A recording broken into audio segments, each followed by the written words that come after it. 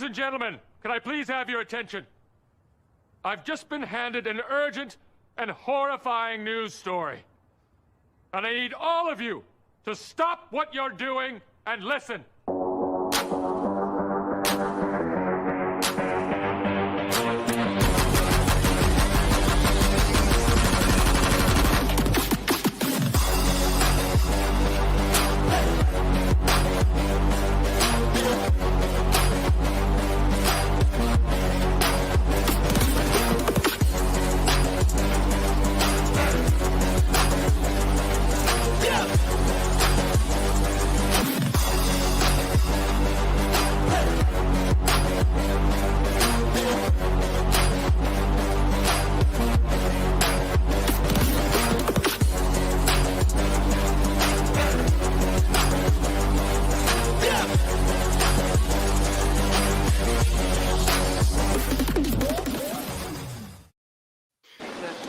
Yo. Well, there he is. What up, what up, what up, Canes fam? What's Welcome up? to the Canes Calling Show. Surprise.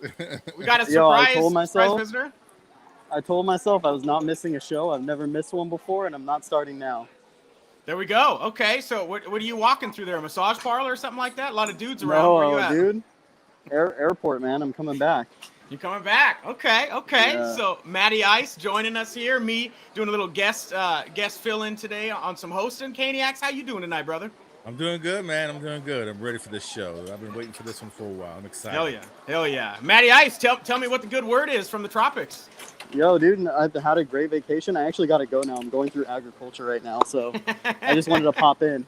Okay. All right. Be good, brother. We'll see you on the flip side. Hey, kill it as always, okay? You my boys, right, let's do We'll it. talk with you later. Fly All right, safe, brother. man. Later. I say, there he is, Mr. Matty Ice. So most of you guys watching the Canes Calling Show know Matty Ice and Caniacs do this every Tuesday night. So I am Chris from the Instagram 5X_national_champs.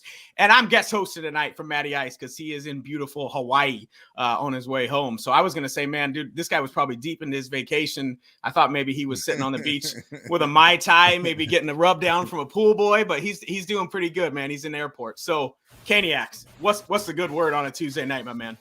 Man, it's Tuesday night. Camp starts Friday. Big news happened last week. Bunch of interesting stuff happened on Saturday at the pool party. I mean, there's a lot going on in Canes world right now. Absolutely. Well, hey, so before we get into what happened in the Canes world, what happened in your world, my man? What was the weekend like for you, brother? Chill, man. Just sitting around, not doing a whole lot. It's still hot. It's very hot. But you know, just staying busy. You know, got the wife's dog grooming business is doing real well. So just watching a lot of dogs, making them look good. You watching some Olympics too, man? Well, no, not really. Not really. You're not an Olympics guy? Well, I usually am, but I don't have time with the boy.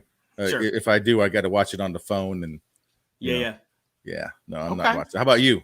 Okay, well, you know, just hanging low. You know, I don't have triple-digit temperatures out here in Portland, you know, like you do in that Phoenix area. So, you know, just hanging low, doing my thing. I'm watching a lot of Olympics, man. So I've been watching it every night, watching it during the day. So that's getting me to this Friday, which is going to be the start of our Canes football fall practice. So I got to have something, you know, wet the beak till we get there, my man. I understand that. Yeah, I'm excited. You know, I know Derek King said, you know, that he's 100%. He's ready to go. He's making all these moves, but I haven't seen it. I mean, I'm going to take the man as his word, but I just want to see it. You know what I mean? Yeah. I need this. And I'm sure a lot of Canes fans are feeling the same way. They just want to see him do it. They do. Yeah, man. And I've seen, you know, as recently as the last few weeks, you know, he'll post stuff on his Instagram story. You see him do some 3-step, 5-step drops. He's kind of working that, you know, rotational rectangle in the pocket. So I read some stuff that Manny Navarro wrote about him doing some 15 and 20 yard bursts. And he said his speed's right on track. So that's the man of the hour when Friday hits and we start fall practice, man. The King's back on the throne. Absolutely. I'm excited. I really am. Yeah. It's Mallory's year, man. It's Mallory's year. He's got to really step up this year. It is Will Mallory's year. Will Mallory's season starts on Friday as well, my man. Absolutely. But before we get into talking a little bit about fall practice, let's talk some recruiting, man. So we got 2 new commits since the show last week. Isaiah Horton, 4-star receiver out of Tennessee. He commits to the Canes. He's a big time prospect. I mean, what do you feel about Isaiah? We need his height, man. We don't have that many receivers we don't have that many receivers that are really tall. I mean, sure. Besides Wiggins, right? Oh no, wait, we got one of the freshmen is really tall too. But yeah. I mean, I'm excited. I mean, we need people to get up to catch the ball. That was one of our issues last year. So, what about you? Well, I like the dude, and some stuff that I've read on some message boards and stuff. Some of those high school coaches around Tennessee, they say that he's comparable to T.O. coming out of high school. Yep. Pre-college. He's a 37-inch vert guy. He's a 4.4 40 guy. So I'm excited about him. But how can we not talk about the Canes adding Traquan Fegans to that cornerback room? DVD and T-Rob are lighting it up with gasoline and charcoal and anything else you can throw on this, man. This DB class, I mean, granted, last couple we haven't been so high, but I mean, They are locking up everybody. And then, pool party happens. You got a 5-star. Yeah. All of a sudden, that was committed to Ohio State. He's opening his stuff back up. Yeah. Not saying anything, but. Well, he was at the pool party on an unofficial. At the pool party, correct. So if you look at 247. This guy Singletary, if you look at 247, he was ranked the number 5 or number 6 corner in the nation. But most scouting services, and when you look at different people in the industry, they had him pegged as number 1 or number 2. Mm-hmm. So I saw some Ohio State message board stuff leading up to last Saturday or Sunday, whenever he did the decommit, and they were burned. They said he's decommitting. Miami's the favorite. He's got a pre-relationship with T-Rob. So if you add Kamari to Fegans and you throw in Chris Graves, and then on top of that, you're going to put arguably the number 1 or number 2 corner in the nation, hands down. And we've seen this the last few days. This would be the number 1 Miami cornerback class in the modern recruiting era. Man, it would just be amazing to go from where we were to where we will be. You know what I mean? We didn't even take a corner in last year's recruiting class. We didn't sign 1 corner. Right. It's just where we went, I don't know what to say, man, but you know what I'm getting at. Oh yeah. This is essentially having DVD switch spots with Rumpf. Rumpf goes back into DVD's role in the recruiting department behind the desk. You put DVD out there controlling a position coach position, and then you add in T-Rob. I mean, T-Rob is the secondary coach, right? He's not the dude in charge of safeties. He's the secondary coach. So correct. I mean, you get T-Rob in your living room with DVD. That's a wrap. And so I'm excited that we get to see what they can do on the recruiting trail. And this is something that Miami hasn't had in quite a while. If they can do what they're doing on the recruiting trail on the field with these guys this year, man, let me tell you. My God, dude. But that's how you do it, right? You stack blue chip on blue chip and 4 and 5 stars, and then you get that ratio like Roe talked about. You get that up there, and then pretty soon you have a 1, 2, 3 on the depth charts. It's all 4 and 5 stars. You have to make the right hires in the recruiting department. I think that's what the Canes are on the right track for. Yep. And we made Anthony Lucas's top 6 today. Yeah, so boy, that's right from your area, my man. Yeah. Right up the road. I'm gonna go catch some of his games, and I believe I have the coach's phone number, and if I do, I'm gonna see if I can get him to come on the show. Oh, there you go. Yeah. So you and I might have to do 2 things that way. So you got Anthony Lucas down in Arizona where you're at. I got Malik Agbo just a couple hours north of me in Washington State. So I'm gonna try to go watch a Malik Agbo game, and I know I spoke to him on Instagram. He's saving his commitment for around after the season, so we might get to watch some future Canes in action. That works for me. That works for me. It's for me. But hey, why don't you tell everybody watching? Why don't you tell everybody listening, my man Caniacs, who's sponsoring the show and who's throwing down, man, putting Canes Call In on the map? Who's putting this stuff out here like this? Stickers by AB. Stickers by AB. He has, as you can see, that we have a couple here. He also has some fire shirts that he's putting out in this presidential series. I mean, that just keeps getting better, if you ask me. Oh yeah. I'm also going to get with him about a shirt idea that I have too. We'll see what we can do about that. But yeah, you guys need to go to stickersbyab.com. Use our promo code CCI15. Get 15 off your total order at checkout. Total order. So look at all those stickers on the bottom, my man. I got most of those on my beverage fridge in the garage. I ordered the Stickers by AB shirt, the Miami shirt with his different stickers inside the stenciling of Miami, which is one of the dopest shirts out right now for Canes fans. And like you said, Caniac said, CCI 15, man, 15% off if you stick and rep with us over at stickersbyab.com. Absolutely. So, Caniacs, are we going to tell everybody what we got going down today? You want me to give the breakdown? I know everybody, we usually have guests on the show, so we got a whole hell of a lot of them today. Yeah, let's go. I mean, we got some of them lining up already. All right, guys. So what we got today on the show, and you've seen it coming from the official Canes Call-In Twitter account. What we got going on today is we're going to do a Canes Call-In season preview roundtable. So basically what we did is I got a hold of 6 of the dopest dudes that I've been rolling with and talking to for the last year to 2 years off my Instagram, just Canes fanatics, dudes that I talk to the most off my 5X _national_champs Instagram. And then we had Caniacs come through with Miami Flow, who also has a YouTube show. So we're going to have 7 dudes on with us here in a few minutes, and we are going to preview the 2021 Canes season. So I'm going to fire off some questions. We're going to have a roundtable discussion. It's going to be very interactive and certainly something that's going to be a treat for all the fans watching. Yes, I can't wait to hear all the different opinions and different points of views, and let's get the season going, man. I'm ready. Yeah, well, and who doesn't like to spend a couple hours or so talking with some Canes fans, right? People that bleed that orange and green and love to talk about Canes football. What else you got going on Tuesday night, right? Let's talk some Canes football. That's it. Let's do it. That's what I'm talking about. All right. So we're going to do that. We're going to bring them on. Everybody's going to come on here in a few moments. And then we're going to get into some Canes football talk. So make sure you hang with us, everybody listening and watching. And real quick, we're going to take a commercial break, and we'll be back right on the other side of it. All right. What a great break. Rock and roll. There we go. For the podcast listeners out there. For the podcast listeners. You got to get those commercials in. Got to get that going. How are we looking? Here we go. We like 2, 3, 4. We got 5. We got 5 out of 7. I know that Flo's going to be in a little late. He told me he was going to be a little late, but that's all right. You got to do what the wife tells you to do. You know what I'm saying? you got to do what you got to do before making dinner. You got to do what you got to do. That's it.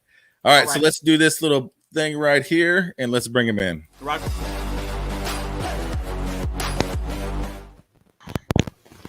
All right. Look at this.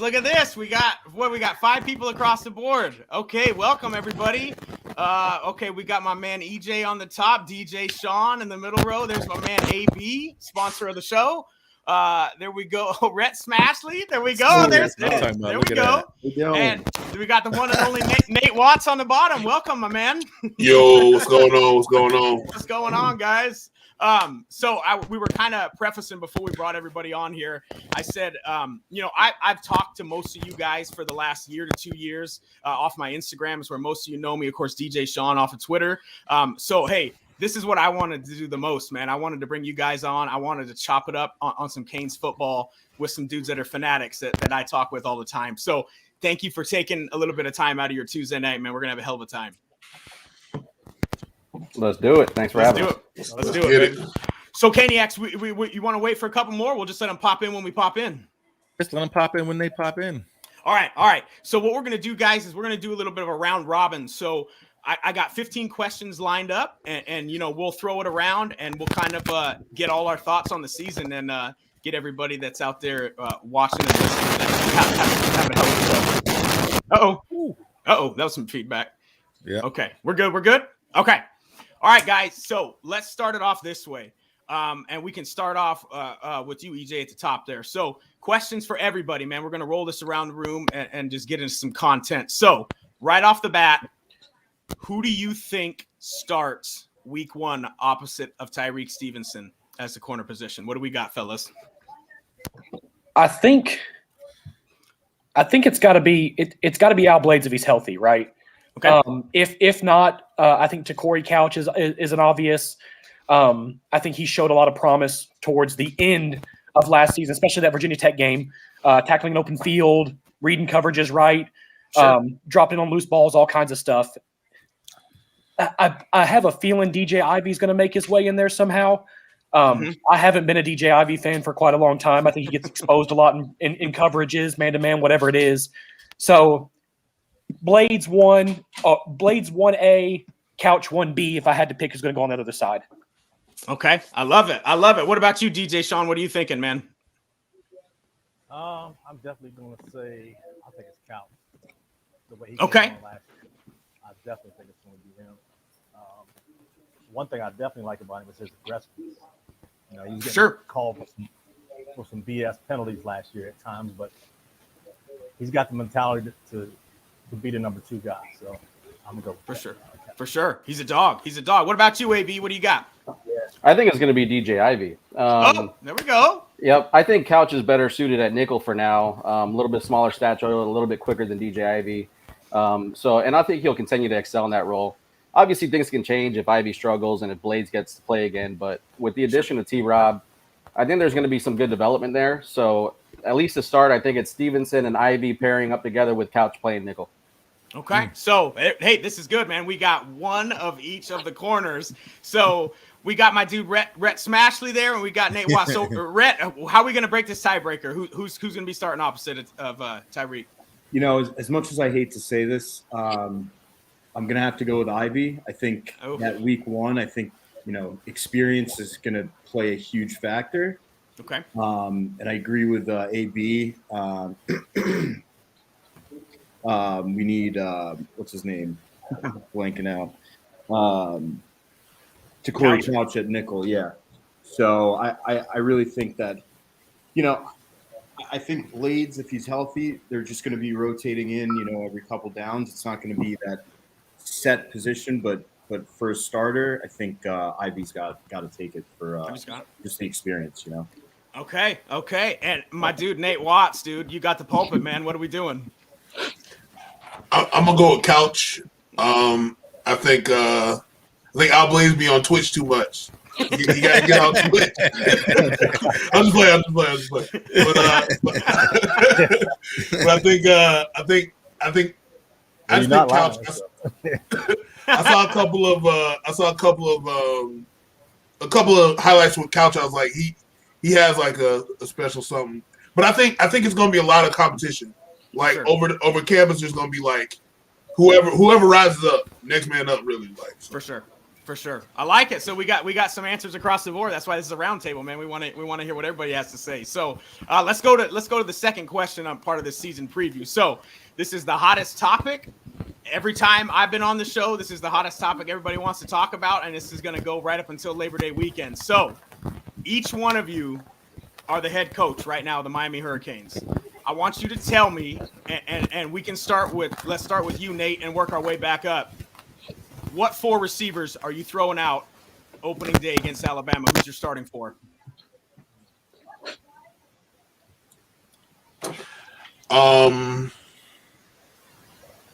Start at the top. Hold on. Start at the top.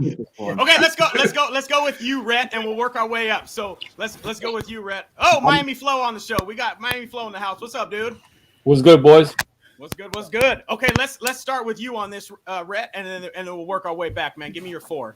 Yeah, so I'm gonna kind of make a prediction here. I think Rambo kind of takes that number 1 spot from Harley. Don't get me wrong, I absolutely love Harley, but I think Rambo takes that spot. You got Harley obviously at number 2. B. Wiggins, I think, will do pretty well. In that 4th spot.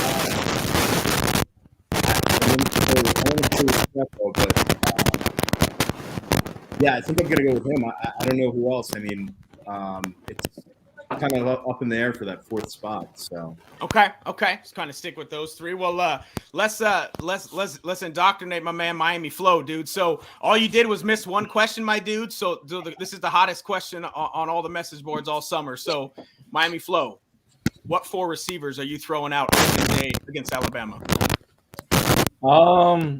Are you guys getting that feedback? Yeah, I don't know. Yeah, there is some feedback. I'm not sure which one it is. It's not me. Because it looks like most people are muted unless they're answering. Yeah. Yeah, it looks like DJ or EJ. All right. Well, I think Harley for sure. Okay. Rambo, right? And then, Okay. it gets interesting. I think if you go by what everyone's talking about in spring, it's Keyshawn, Okay. and then and X. Now, are they going to play the seniority card? We're going to find out real quick who trots out there and against Alabama, right? But the guys that earned it, and if you hear everything that's going on inside the program, those are the 4 dudes that are like the dudes right now. And remember, they moved Pope to the slot. So Pope is now overtaking Harley's spot. So those are my 4. Okay. I like it. Nate, you want to bounce it to you, man, and let me see what you got. Yeah, I mean, I would have Rambo, Harley, and I kind of like what I saw from Restrepo. I saw a little bit of Restrepo last year. Yeah. So I think Restrepo's gonna be in there, and yeah, probably like you said, Pope is gonna be in the slot, but I think Pope. Okay. All right. Can I say something about Restrepo real quick? Yeah. Kind of hype my man up a little bit. Yeah.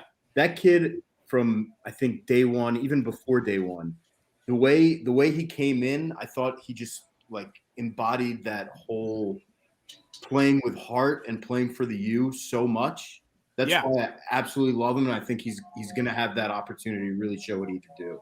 Week 1, right away. Yeah. And he's a dog, man. He was on this show a few months back. And when you talk about heart, when you talk about a dude that just gets it in on the field, works countless hours. I mean, Restrepo's a dude, and I love him, man. So I can't argue with that at all. What about you, AB? Yeah, I mean, everyone's pretty much on it. The first 2 are pretty easy on this one. It's obviously Rambo and Harley are your 2 best wide receivers, right?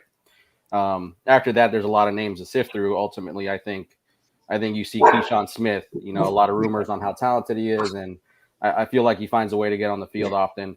And then the last person is kind of going to be like a rotation anyway. So I think between Pope and Restrepo and these kind of guys, that 4 spots open to them. For sure. Okay. I like it. DJ Sean, what are you throwing in if you're starting your 4 receivers on opening day?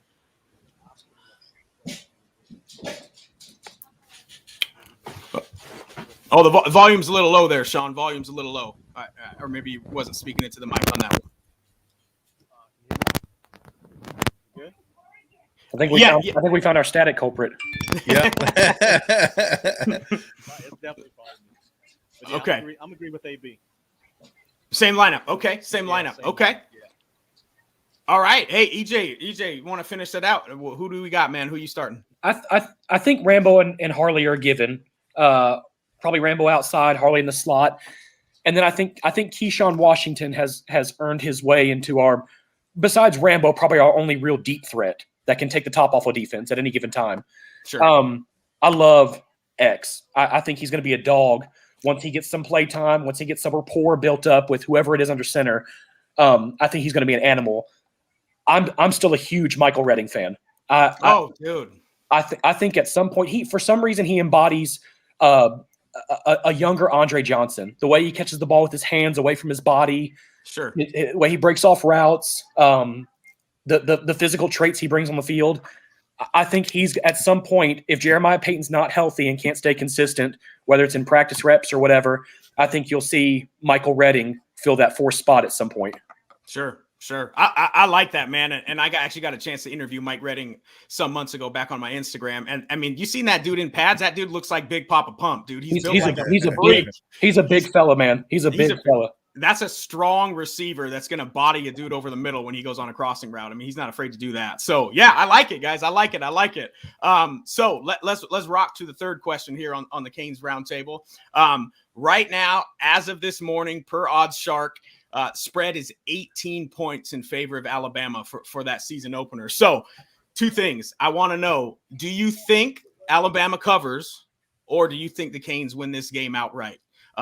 Let's work our way back down. EJ, let's go you first on this one, my man.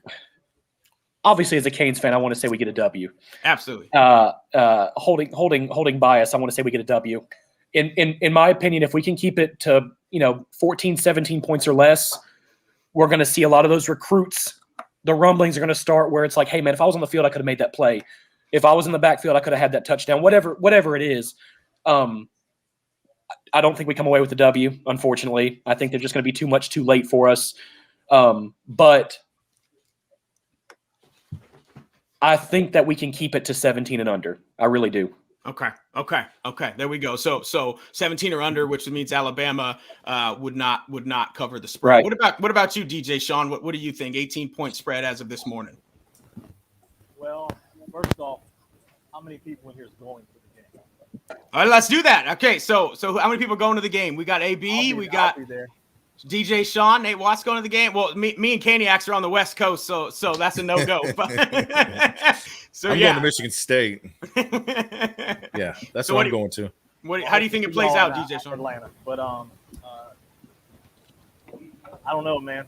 I'm kind of with. Man, I definitely don't see us winning, but yeah, I hope. Okay. There we go. That's fair. What about you, AB? Yeah, obviously I'm not rooting for them to lose, and like I said, I'll be at the game, but unfortunately, I think Bama covers. So obviously we don't win that game. That being said, if there's a game where you want to play Bama, it's game one with them breaking in a new quarterback and replacing 6 first-round picks.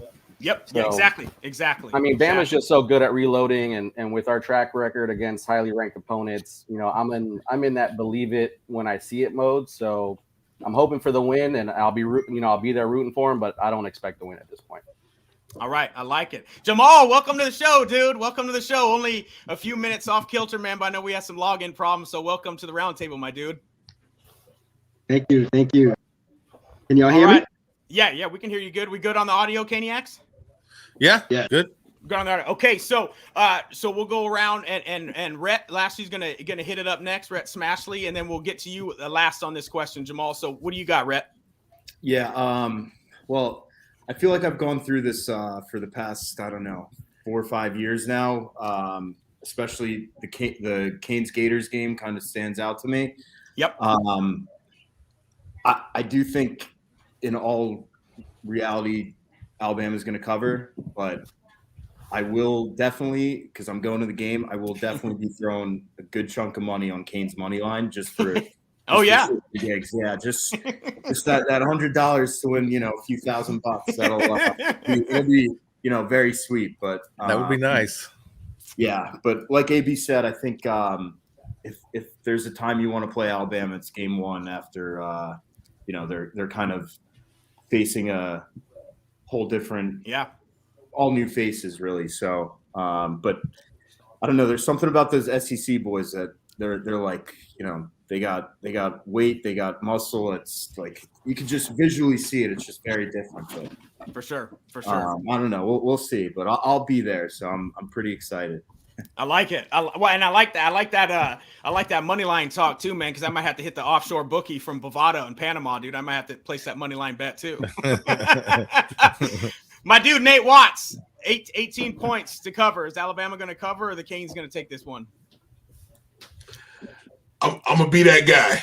I'm gonna have to be that guy. It's a W. I'm gonna be that guy. I think it's gonna be 21-14 Canes. Like, do y'all remember when Alabama played Johnny Manziel? Mm-hmm. Oh yeah. Nobody like it was just like it was out of nowhere. It was like nobody would have thought that would happen, but I'm gonna just be that guy. KSW 21-14. I like, he calls it defense. I'll take it. I like it. Miami Flow. Let's drop some knowledge, man. What do you got, dude? Look at that. Nate watching the phone. I'm gonna be out there. I'm gonna be hosting a party down here in Dade County. For the game. We're at. Everything will be announced. I gotta sign something though, because I got you. Because there's alcohol served, so I gotta sign something before I can say the name and all that stuff. But it's a cool spot. Everyone who's not going come through. It's gonna be crazy. See, the thing is here, and this is not. We all got good opinions, right? Yes, sir. There's so much unknown going into this game. Like, there's just anyone who says, "Oh, I know what's gonna happen." You're full of that. There's no way anyone can know what's going to happen. If you just go by history, which what the odds makers do, Bama should win this game. They have the better program. They got the better coaching overall. They got all that stuff. but they have a lot of question marks. You know, a lot of question marks. And first game of the year, like you guys said above, you know, honestly, I mean, I'm not going to do the whole neutral. I can see it going both ways. I really could. But if Bama wins, they're not going to cover, in my opinion. Amen. Yeah, I like it. Jamal, so this is only the third question of the show, my man. So the question was, as of this morning, the spread 18 points in favor of Alabama. Do you think Alabama covers, or do you think the Canes win this football game on Labor Day weekend? Well, good evening to everybody. First of all, I'm from Brooklyn, New York. Yeah, Brooklyn. Right? Yeah, I'll be at the game. I'm also an alumni of the University of Miami. Yes, sir. Okay. One thing I will say, I mean, I don't know if y'all been following the Olympics. I mean, I understand it's different sports and everything, but look at what's going on. Look at like in track and field, for example, all these upsets and stuff that are happening in track and field, with the exception of Jamaica winning and everything. But I mean, when you talk about football, like, yes, don't get me wrong. Alabama is this powerhouse. Alabama is this team. They're the defending national champions. They produce first-round draft picks. I get it. I understand that. But the biggest difference for me in this game is 3 words. You want to know what those 3 words are? Yeah, what you got? Run it back. Okay. Yeah. That's what the King said. Run it back. So these guys are coming back. The experience that Miami has is up here. The experience that Alabama has is down to my toenails. Okay. I mean, experience beat talent any day. And you look at Miami history, you look at Miami's history when it comes to like playing these number 1 teams and this and that. Miami comes out and does it. These guys are hungry. You can just tell from them just coming back to the school and want to make a difference. They want to do something. All right. Yeah. And like I said, I'm not talking no trash, because when I went to the LSU game a couple of years ago, I learned my lesson. Oh, yeah. And look what happened the next year for LSU. They were the national champions. For sure. So for sure. Right now, I'm just keeping calm and cool and collected, but here's my final score. Miami 31, Alabama 21. The defense is going to get to that young, freshman, inexperienced quarterback. I love it. Well, Caniacs, I think you and I should probably answer too, and I'm going to touch on some of that Miami experience in a few questions later on. But Caniacs, what do you got? Alabama 18. They're going to cover. The Canes going to win. Look. Here's the secret to the game is our experienced offensive line against their experienced defensive line. That's going to be the game right there. Yeah. If we can win that battle, I think we have a great chance of winning the game, to be honest. Yeah. And to me, because that's where all the experience is at. Their experience is on defensive line, and that's their best position they have. And right now, ours is our offensive line.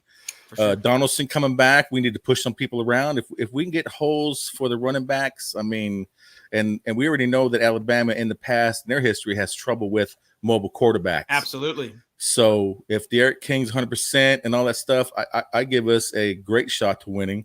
But I would go like 31-28, Canes. But it's going to be like a close comeback at like the end. You know what I mean? We'd have to drive back at the end of the game kind of deal. Yeah. And we'll get into some score predictions at the end, but I like the Canes to win this football game, and we'll talk about some experience numbers in a little bit because of exactly what Jamal said. The experience on this football team, tried and true. It's been tested. So I'm going to pick the Canes to win this football game. So we don't need to worry about that 18-point spread in Alabama cover. All right. So this last question that we're going to touch on Alabama before we move into some other season preview stuff. And we can start off with my man EJ again. So what do you think the keys are to Miami beating Alabama, or the key? And then what aspect of the game worries you the most? I think, just last season, we had 800 yards pumped on us by North Carolina's running offense. If we can limit them on the ground and force Bryce Young to make bad decisions, whether it's our pass rush, whether it's our blitzing schemes, whatever it is, if we can force him off his spots and uncomfortable and throwing that ball off back legs with momentum going backwards, I think that'll be a big key in winning the turnover battle.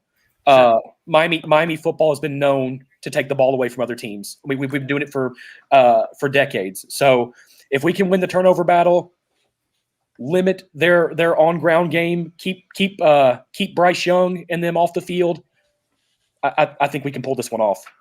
I like it. I like it. DJ Sean.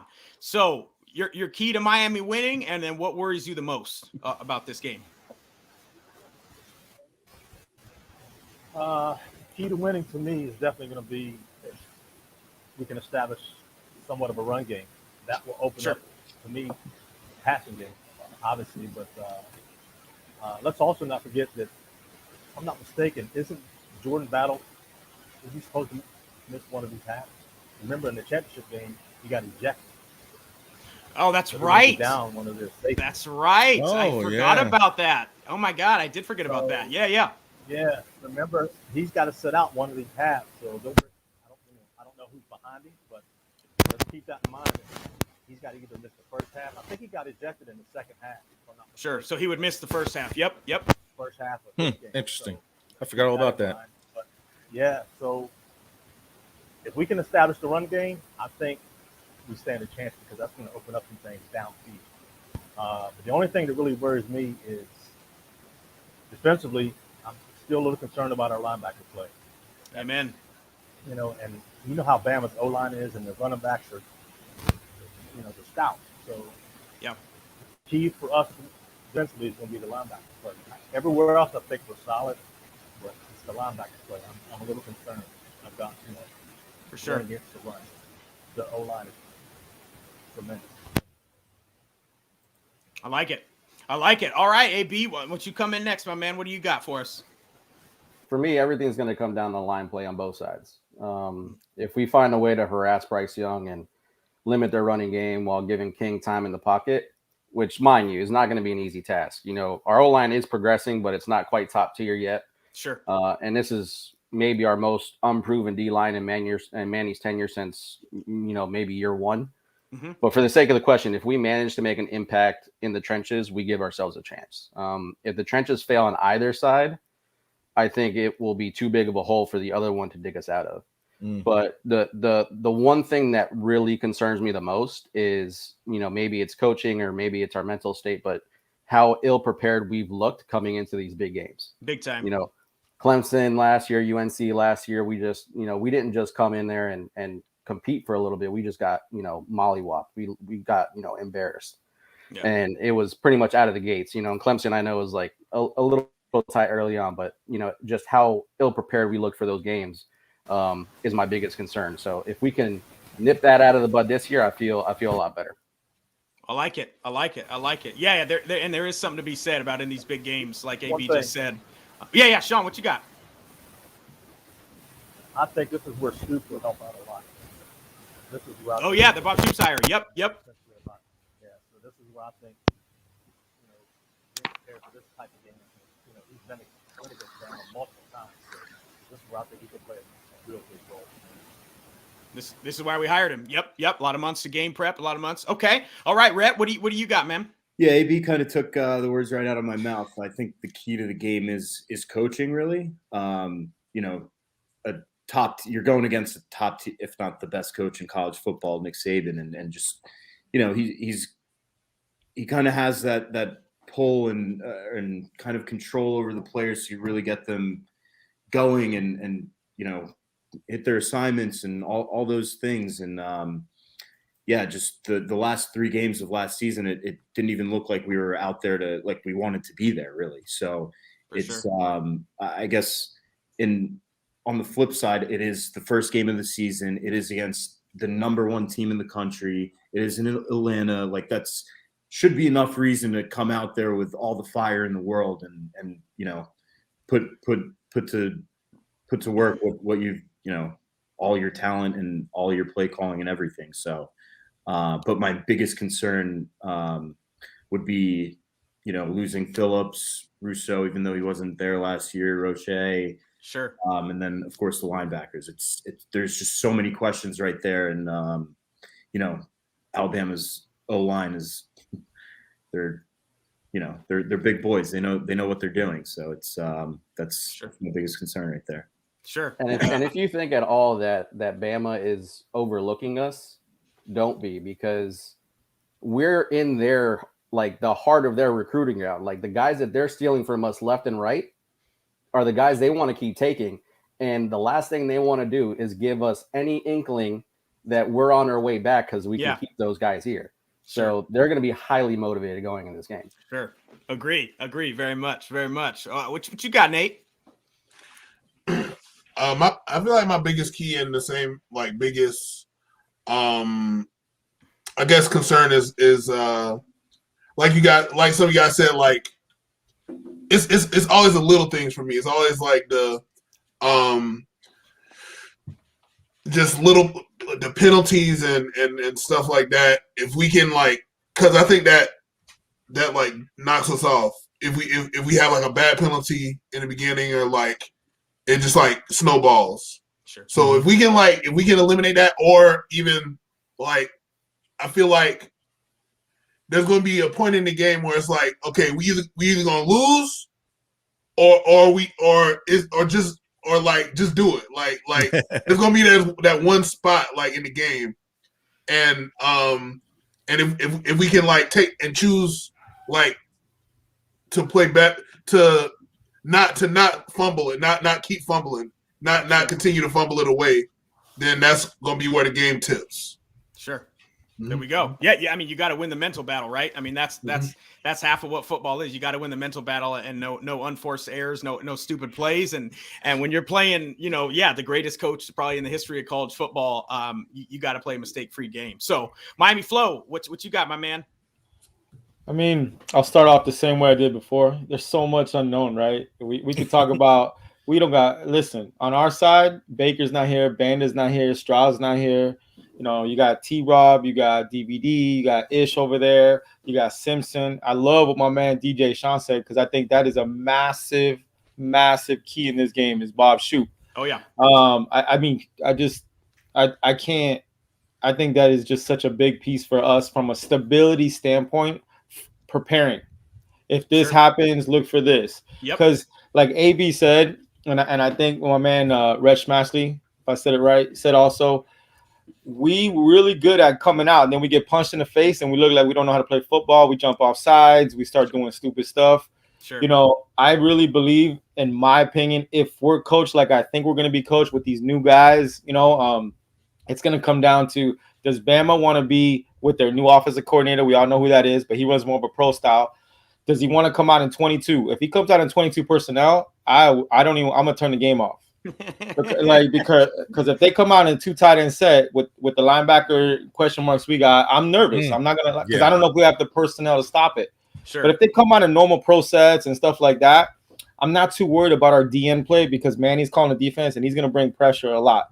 Will we give up some plays? Probably, with that type of defense, but I think we can turn this young man over. He's a new quarterback. He's not gonna.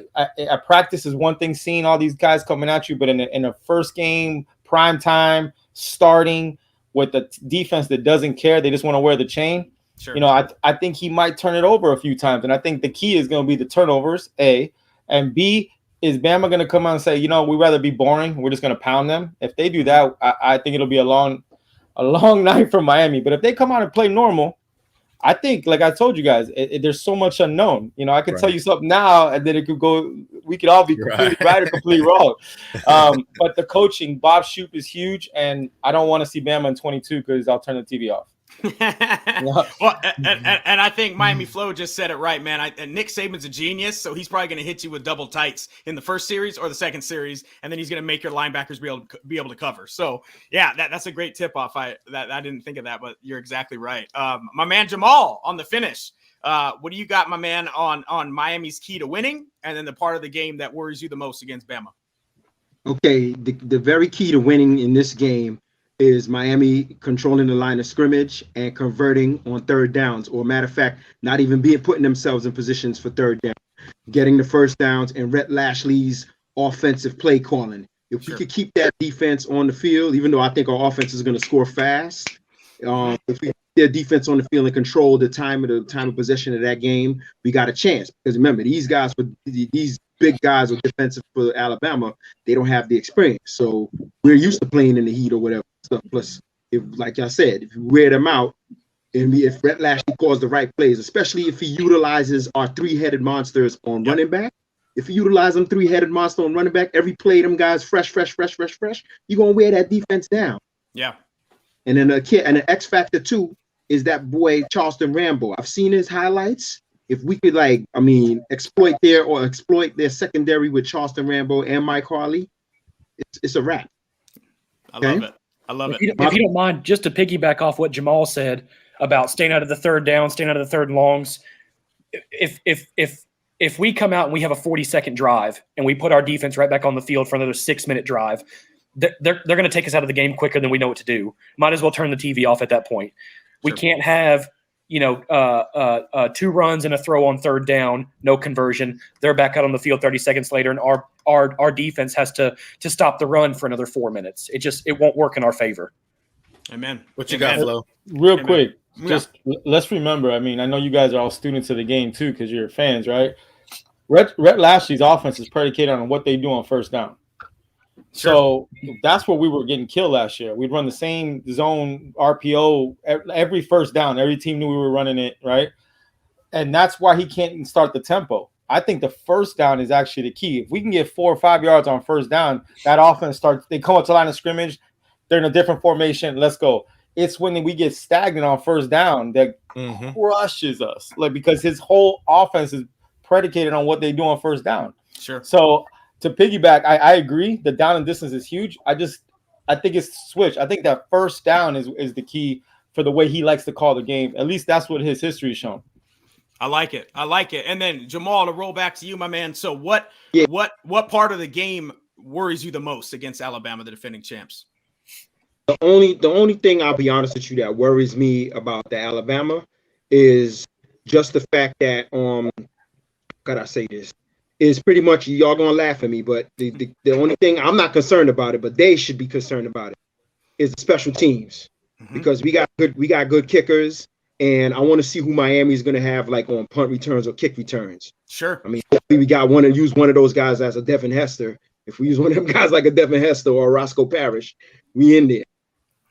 I like it. Great answers, guys. Great answers. So, all right, let's move out of some Bama talk, and we'll start with you, Rhett, and we'll work our way across the board. So, season overview: does Cam Harris become a 1,000-yard rusher and a true lead back of the Miami Hurricanes football team this year? What you got, Rhett?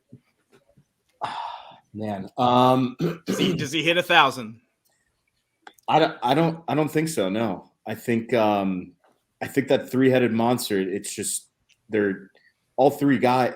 Cam Harris is great, but all three guys, they all bring something different. So it's tough to hit 1,000 yards when you're just rotating constantly. And it's not a bad thing, and it's tough for him because he might not hit that 1,000-yard mark. But this is injuries aside, of course. Sure. That three-headed monster just helps us out because they all bring something different to the table, and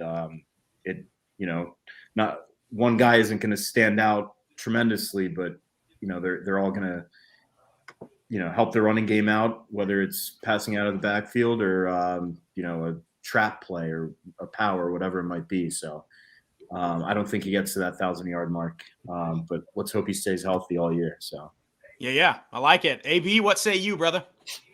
My immediate reaction to this question is no, but okay. I'll say it's possible with this caveat. If Knighton and Chaney can't stay healthy, there's a chance Cam rushes for 1,000 yards.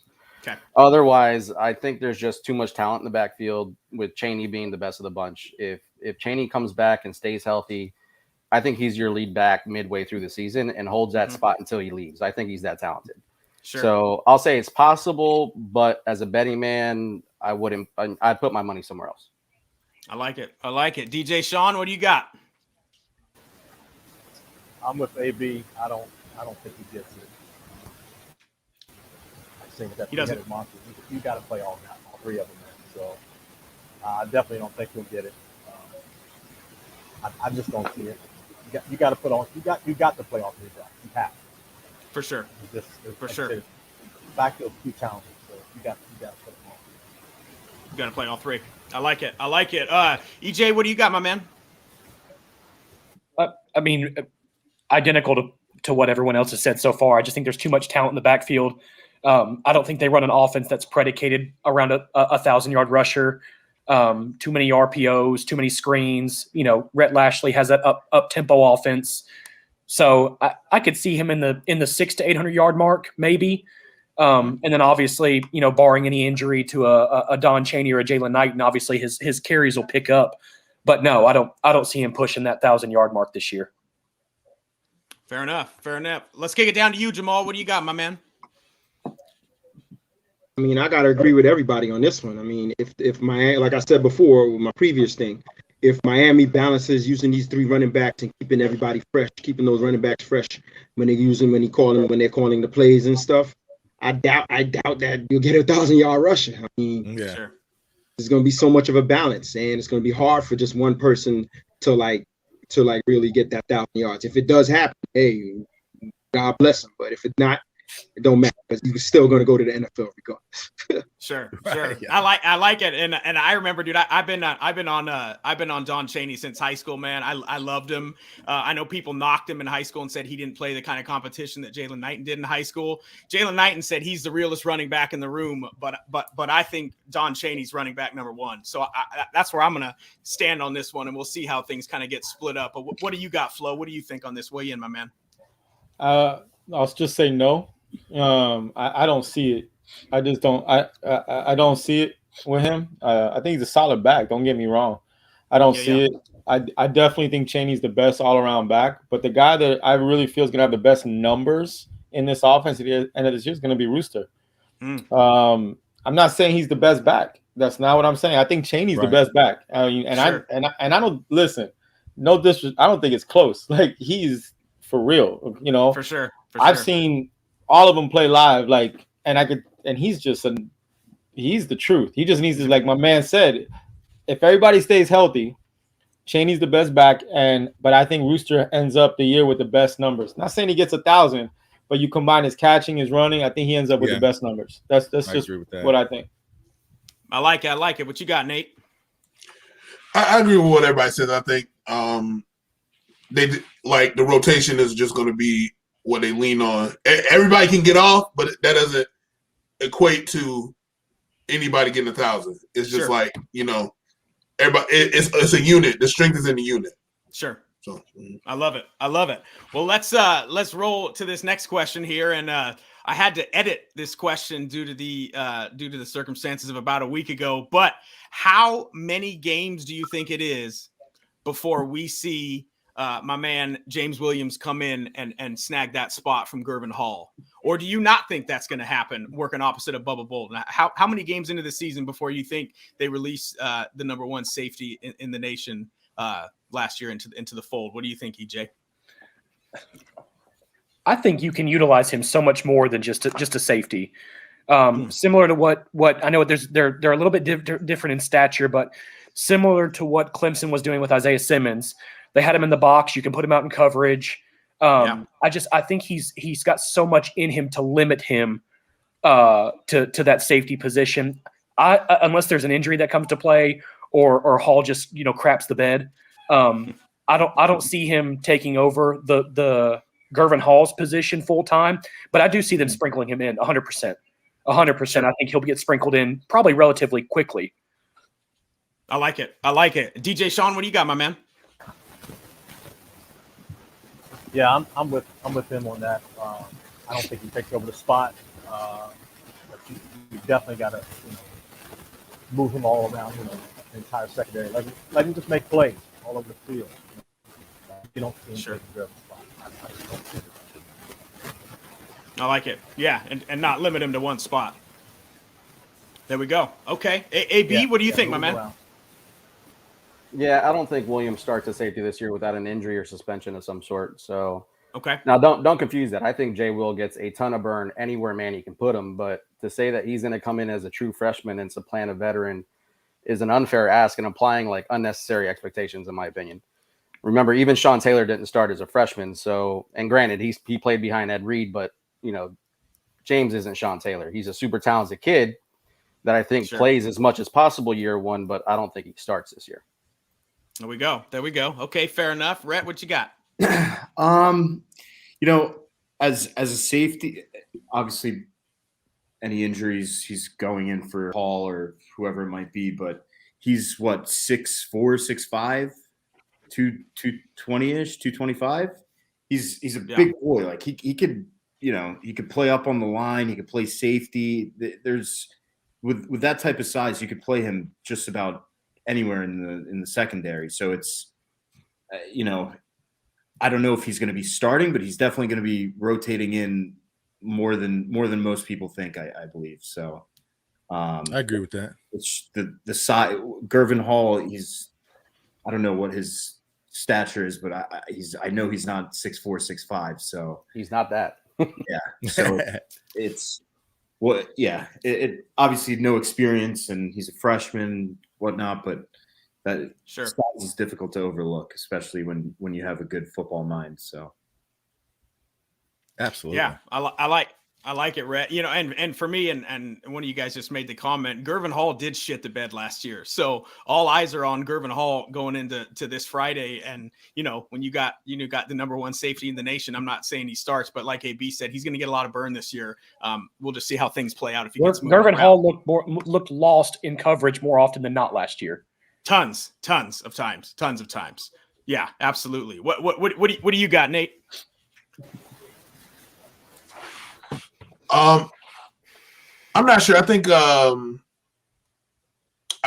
hope it's just a battle. I hope every position is just like, it's erase the whole depth chart and like let whoever comes to play, let them start. Like that's how I hope it is. And I'm really not sure how much of an effect Blake Baker had on the defense, because I really feel like those same I think it was 2 years ago when we played Virginia, Blake Baker was calling the plays for every game before that, and Manny kind of took over that Virginia game. I remember that. Virginia Tech. Yeah. And and the defense just looked completely different. Like it looked like how they were. So I think when those guys are put in the right position, they can play a lot better. And it might have been so I don't know. I hope it's all open. I hope Gervin brings it around and can do that. So I don't think James will be starting. I think it'll be Gervin. Yeah, and you touched on it also, and I think we can probably all agree that Blake Baker didn't know his head from a fucking hole in the wall, so he can stay in the bayou and do his thing up there. Miami Flo, what do you got? Weigh in, my man.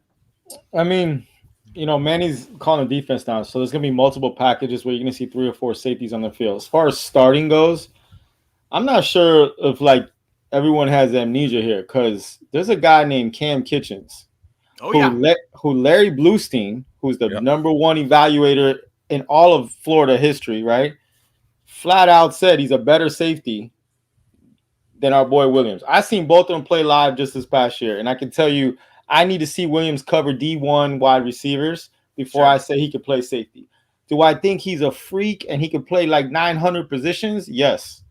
I think the dude could play striker, outside linebacker, which is the same thing. Free safety, you can go line up at corner probably with you go follow the tight end out there, whatever. The dude is a just unbelievable specimen. But I gotta see him. I'm like AB. I'm a wait and see dude. I gotta see him be able to cover a really good Power 5 D1 wide receiver at safety, which I'm not sure. I'm just being real. I like Cam Kitchens to take that spot before he takes that spot at that particular position. I'm saying that, at that position.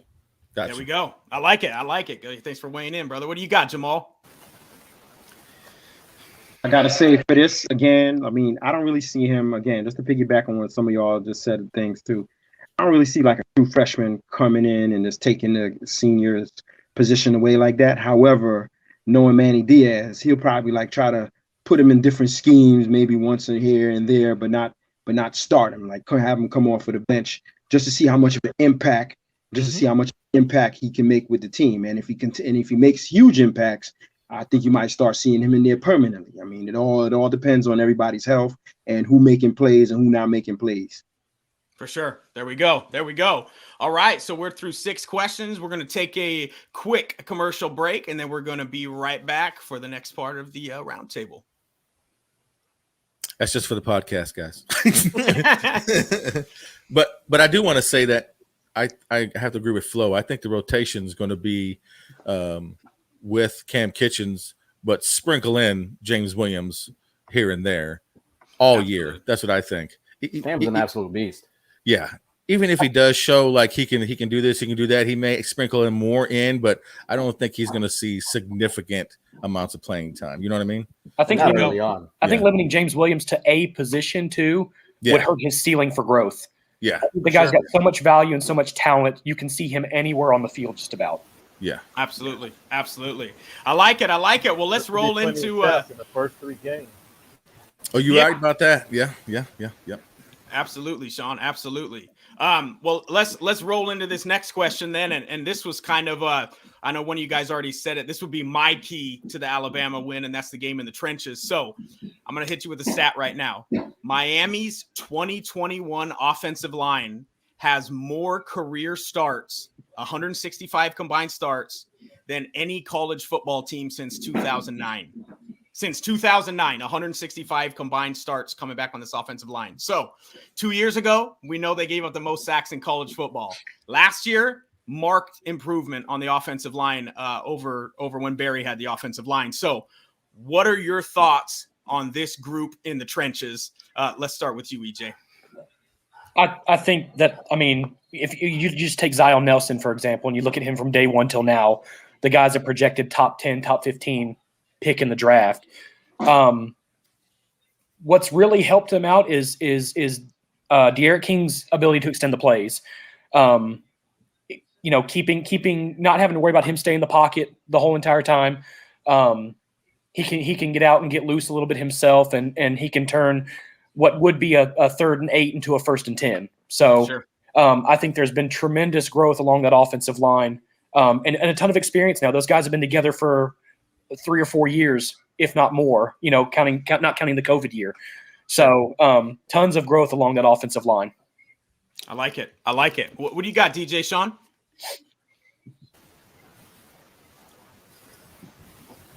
Yeah, I'm kind of with him on that. But I'm still in a wait and see mode. We definitely will be improved O-line. But I like the way the schedule is set up. It will be tested early, often in the first 3 games. Sure.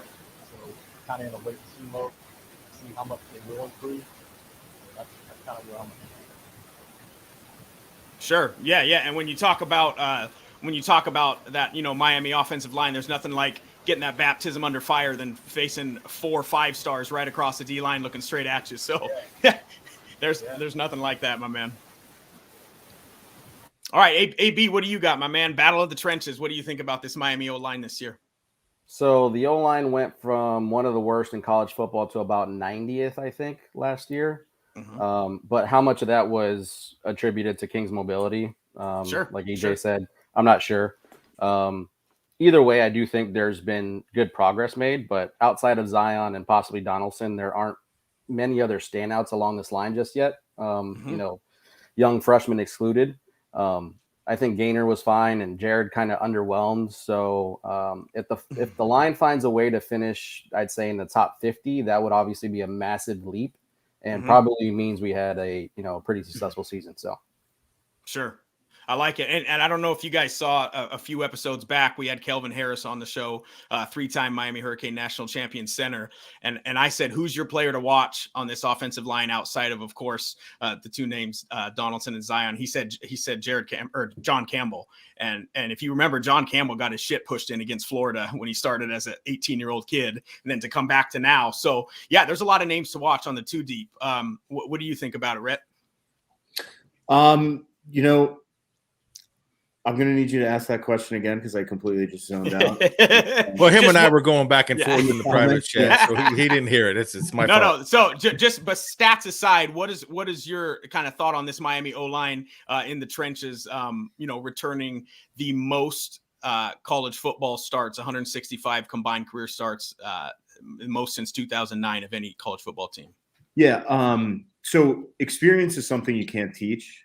And I think these our O linemen have kind of gotten their shit kicked in, like you said, pretty much the past 2 years, and at that point, it's either you get sick of it and you work your ass off to kind of fix what hours in the film room working on technique, and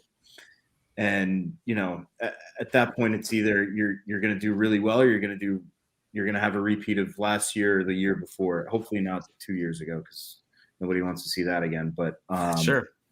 Yeah, you can't teach experience, so they're going to be facing a pretty tough week one D line. So it's they might get their shit kicked in the first week, but after that, I think it's those holes for the running backs are really going to start opening up like we haven't seen in a really long time. I like it. Jamal, what say you, my man, on this game in the trenches here with our O-line? Well, I would hope that the O-line, I mean, with all the experience that they have, and hopefully they had a good offseason with getting in shape and getting stronger. Hopefully they put in weight, and we ain't going to call it the O-line no more. Hopefully we could call it the Great Wall of China, because they're going to have to protect Derek King, man, especially have to protect the quarterback. And I think they're going to do a good job, maybe not a great job against Alabama, but they're going to do at least a decent job to protect Derek King. Like, for example, I'm just talking about the Alabama game, to give him time to set the play up, do the play action, or run RPO, whatever it is that he needs to do to help the team. But then after that game, it's going to be pretty much like, I think it's going to be just a cakewalk for the Kings. Our O-line is going to destroy everybody else's D-line.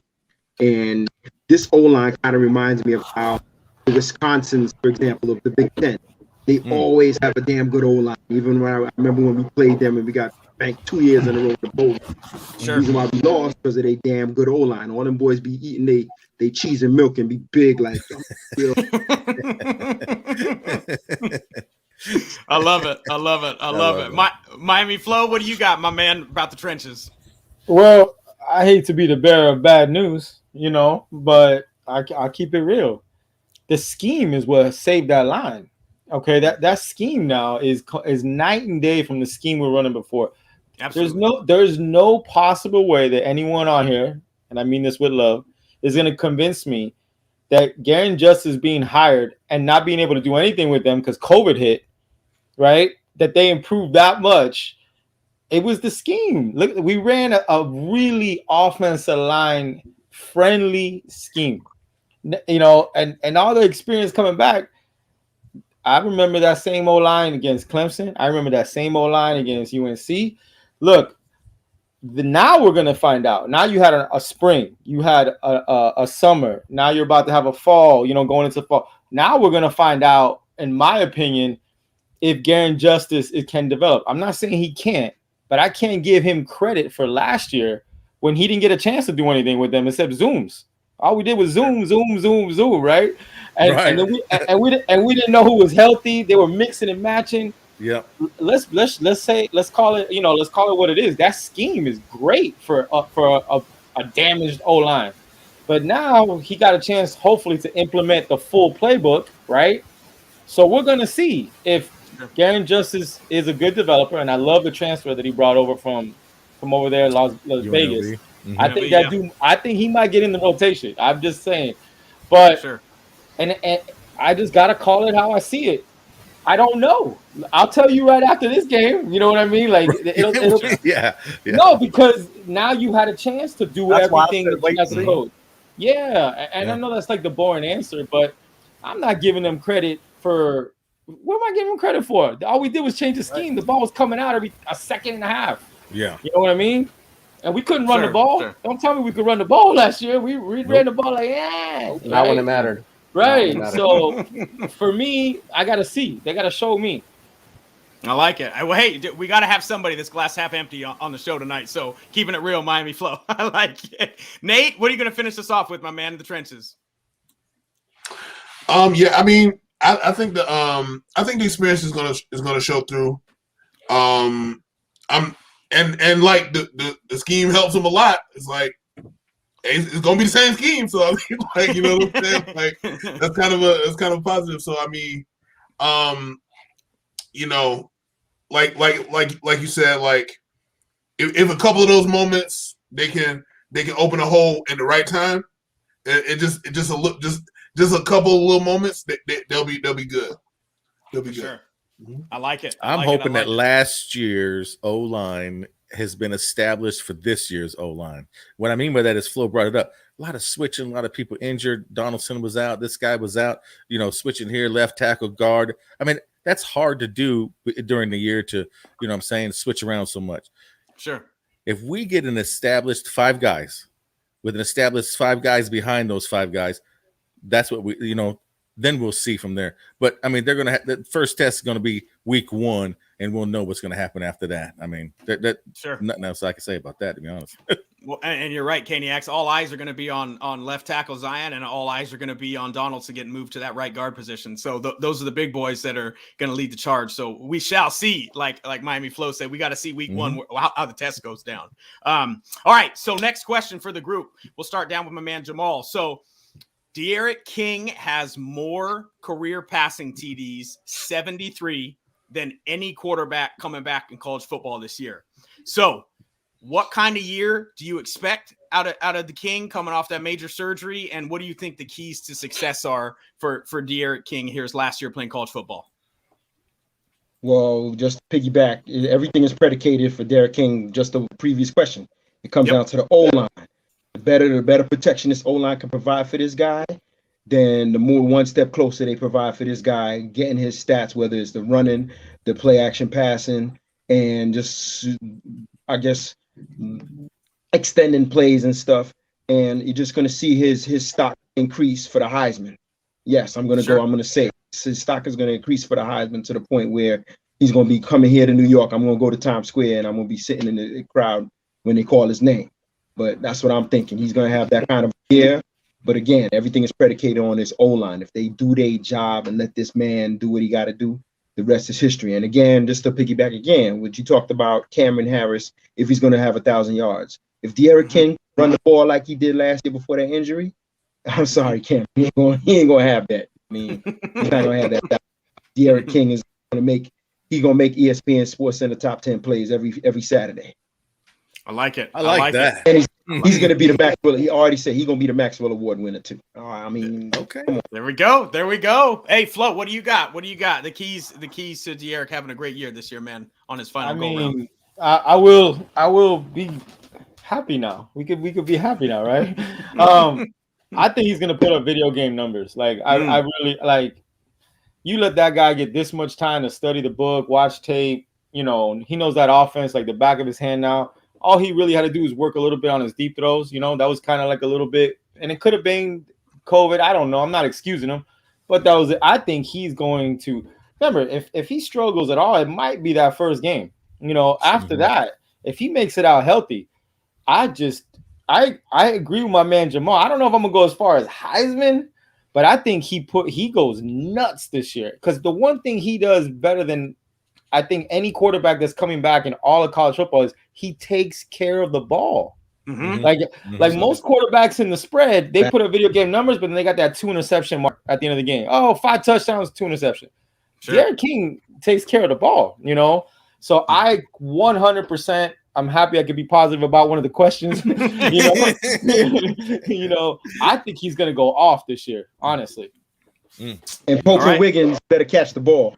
If not, he got in the game. Nate, what do you got, my man? What do you got? The keys to the King taking the throne. Flo took the words out of my mouth. He's gonna go off. That's how I feel. I feel like after getting hurt and he was just like, man, why? But I feel like he's just been so ready. He's already ready. He wants to get out on the field. He's hungry. He's a hungry dude, and I just think he's gonna go off, and I think everybody's gonna be get behind him, and be like, yeah, let's get it. Mm-hmm. Sure. Mm-hmm. And like Jamal said, man, this is his chance, or the best chance as Canes fans, for us to have our first Heisman candidate since Dorsey and McGahee finished in the top 5 in that Fiesta Bowl season. So we might get to see it this year. We might get to see those numbers. My man DJ Sean, what do you think, man? Keys to the King taking over this year. First thing I want to do is say I think he'll eclipse the 3,000 yard. Oh, I like it. Never done 3,000 yards in one season. So I think he'll actually accomplish that this season. Everybody else. A little static there. All right. Yeah, Sean, your mic's got some serious feedback, brother. Sorry. Yeah, that's all good. Sorry about that. Yeah, we couldn't hear you. Could hardly hear you at all, bro. You said 3,000, right? You think Derek's going to eclipse 3,000? Yeah. He's never done it. He's never actually threw 3,000 yards in his career in one season. I think he actually does it this year. He does it this year. I'd like to see that. Hell yeah. All right, AB, what do you got? Flo already kind of touched on this, but I think people underestimate the necessity of an offseason, especially when installing a brand new offense with a brand new quarterback. This year, they get to focus on areas of improvement, maybe installing more of last season's intended offense.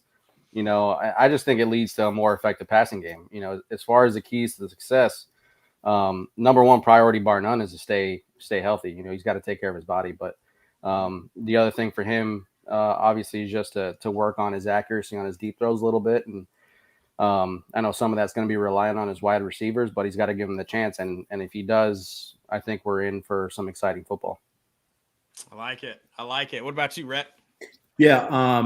So I think he puts up those video game numbers easily. I think the addition of Charleston Rambo, that's a great deep threat. And then he's got, we haven't even touched on this yet. Will Mallory's still here. He's, you know, that safety blanket, just stepping into Brevin's role. I think, you know, even yards out of the backfield to say Rooster, whoever it might be. And then, of course, those rushing touchdowns, you know, they're coming out of Derek. Like it's a given, especially with some of the questions on the O-line. You don't know how that's going to play. And he has the ability to escape the pocket. So it's between passing and rushing yards, he could, you know, could be, you know, in that Heisman conversation, like Jamal said, but that's obviously stretches of now, but it's easily within reach. Gotcha. So I like that. Mm-hmm. Scott, EJ? I think they're right. I think we do see some Mike Vick Madden 04 video game type numbers. But I think his biggest gain from this offseason was the injury. He got to become stronger mentally. He had to persevere through a lot. He got a whole offseason to not worry about anything but digesting a playbook. He got to sit down and talk with Rhett Lashley instead of running reps. You know, he's got the rapport from guys from last year, obviously with a new addition or two from a weapon standpoint. But he got to strengthen his mental all offseason this year. And I think that's going to be leaps and bounds for his game to elevate this coming season. Sure. I mean, look at the weapons he's got. Oh, absolutely. I mean, too many weapons. There's too many weapons for everybody to cover. I mean, they got to double cover Mike Harley or Rambo or even Mallory if he's in there. So I think he's going to have, like Flo said, he's going to have one hell of a year this year. I love it. So, all right, next question, guys. We'll keep this thing rolling. So, outside of Bama. Hold on 1 second. Let's go ahead and answer this one real quick for Anthony, real quick in the panel. What do we got? In the panel? He wants to ask, but I understand it would limit his talent, but he's going to need a permanent position at the next level. So what position would you put James Williams at so he can be more successful? I'm going to open it up to the panel. And anybody want to answer? Anybody want to jump in on that? I personally, I really like this question. I think him at a free safety position or even a striker. Like I touched on this before, and I think it's kind of overlooked. Like the kid's 6'5" and is only going to grow, you know, muscle wise. He could really play wherever, but I think that free safety kind of roaming around and just being that ball hawk is where he's going to excel. So, sure, I like it. Anybody else want to chime in on that, or we want to roll through on that one? What do you think, guys? We just piggybacking off of Smashley said. I mean, you got to let him be him, and that's let him roam the field. I mean, the guy's a freak athlete just by looking at his physical attributes. You can't teach size like that. Mm-hmm. So if you can put 2 and 2 together and he learns how to play defense at a couple different levels and expand that mind a little bit more, I think once Fryerson's gone and that striker position's opened up a little bit more, I could definitely see him. It seems like there's the most flexibility at that striker position. The ability to blitz, the ability to play some flat coverage. There's a ton of things to do there. Safety, I think he would hold his own definitely at that position, but I don't think there'd be as much freedom there as there is at that striker position. Sure. 6'5". Yeah, I can't get over that. That's like he's a freak. Yeah, he's an absolute freak. One thing's for sure: James Williams and Leonard Taylor aren't going to be riding the pine all season. That's for damn sure. No chance. No. I would not hand that striker position right to him. There's a guy named Chase Smith that I'm telling you guys. I love Chase Smith. That's a big boy. I got a chance. Super underrated. I got a chance to go to the spring game this year, and I got to tell you, it was stupid. Like I'm not even trying to. I'm not a hype guy and exaggerated. You guys will all hopefully stay in touch. We'll see each other at games. You can call me out. Chase Smith is not going to get off the field once he gets on the field. He's just at a whole different stratosphere when you watch all the athletes running at the same time and kind of changing direction. And you know how you always see that one dude that just looks like he accelerates a little quicker, he closes faster. Everyone was talking, all the parents was talking about what 41, who's this? And everyone's like, that's Chase Smith. And he's put on 15 pounds since he's got there. Like, look, I'm a big James Williams guy. I think he's a can't miss, but I don't know. Chase Smith is just call me out. You guys will see me at the game in a year or two. Be like, what happened to Chase Smith?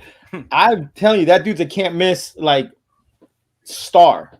Like not just the starter, star. I'm gonna say Chase Smith takes that striker position, and I would like to see James Williams put on a bunch of weight and throw his ass on DN and kill every quarterback. Kill every quarterback. Yeah. But that ain't gonna happen because he don't want to do that. Right. But that would be me. There you go. With that 6'5" frame, though, with James Williams disrupting passing lanes, getting his hands where they don't need to be, you've got to have him somewhere close to the ball at all times. Yeah. My thing with him though, I need to see his hips at that level. I seen his hips in high school, they're a little tight, man. And I'm just shooting you straight. Like he's awesome.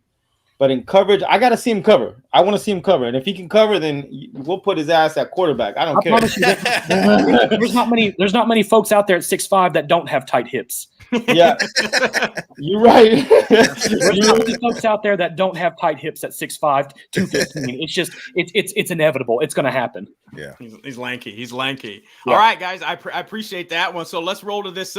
Let's roll to this next question, and we'll start with my man Nate and work our way back up. So, outside of Bama, the toughest road game is definitely at Chapel Hill in October. So, how do you see that one playing out after that ass beating we took last year to North Carolina? And we're going to have ourselves a top 5 QB showdown that night in Chapel Hill. What do you think, Nate?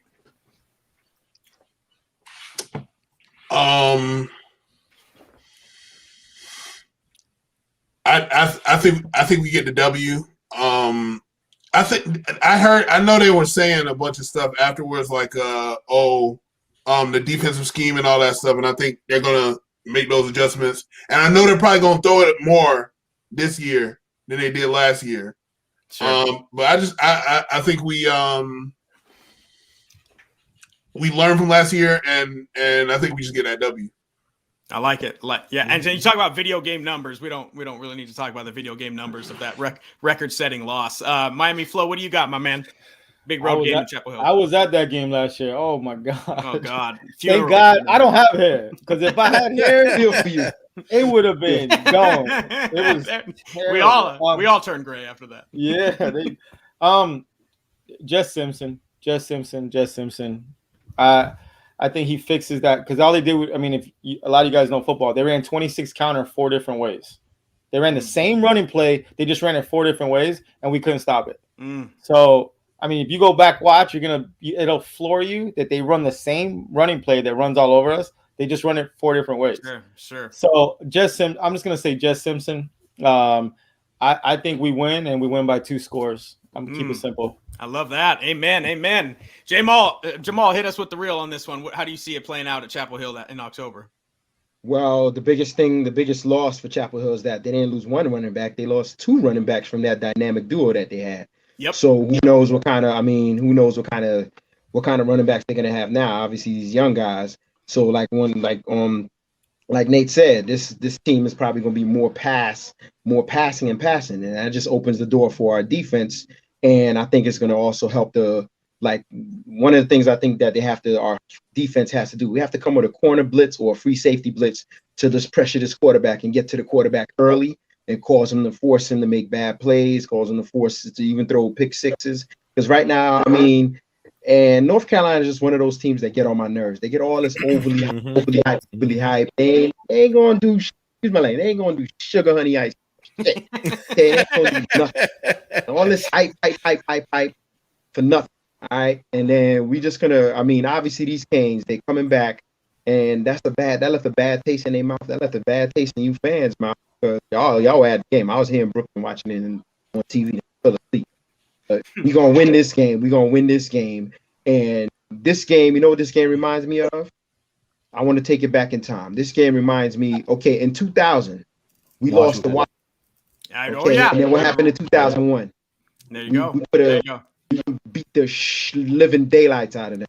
The same. This game got that same kind of like momentum or taste to it. If you feel what I'm going with this. I feel you. I like that. Yeah, two running backs gone to the draft. Maybe not a running back heavy game against North Carolina this year. What do you think, Brett? I think we win, but I don't think it's a pretty win. I think it's extremely ugly. I think it comes down to the last minute.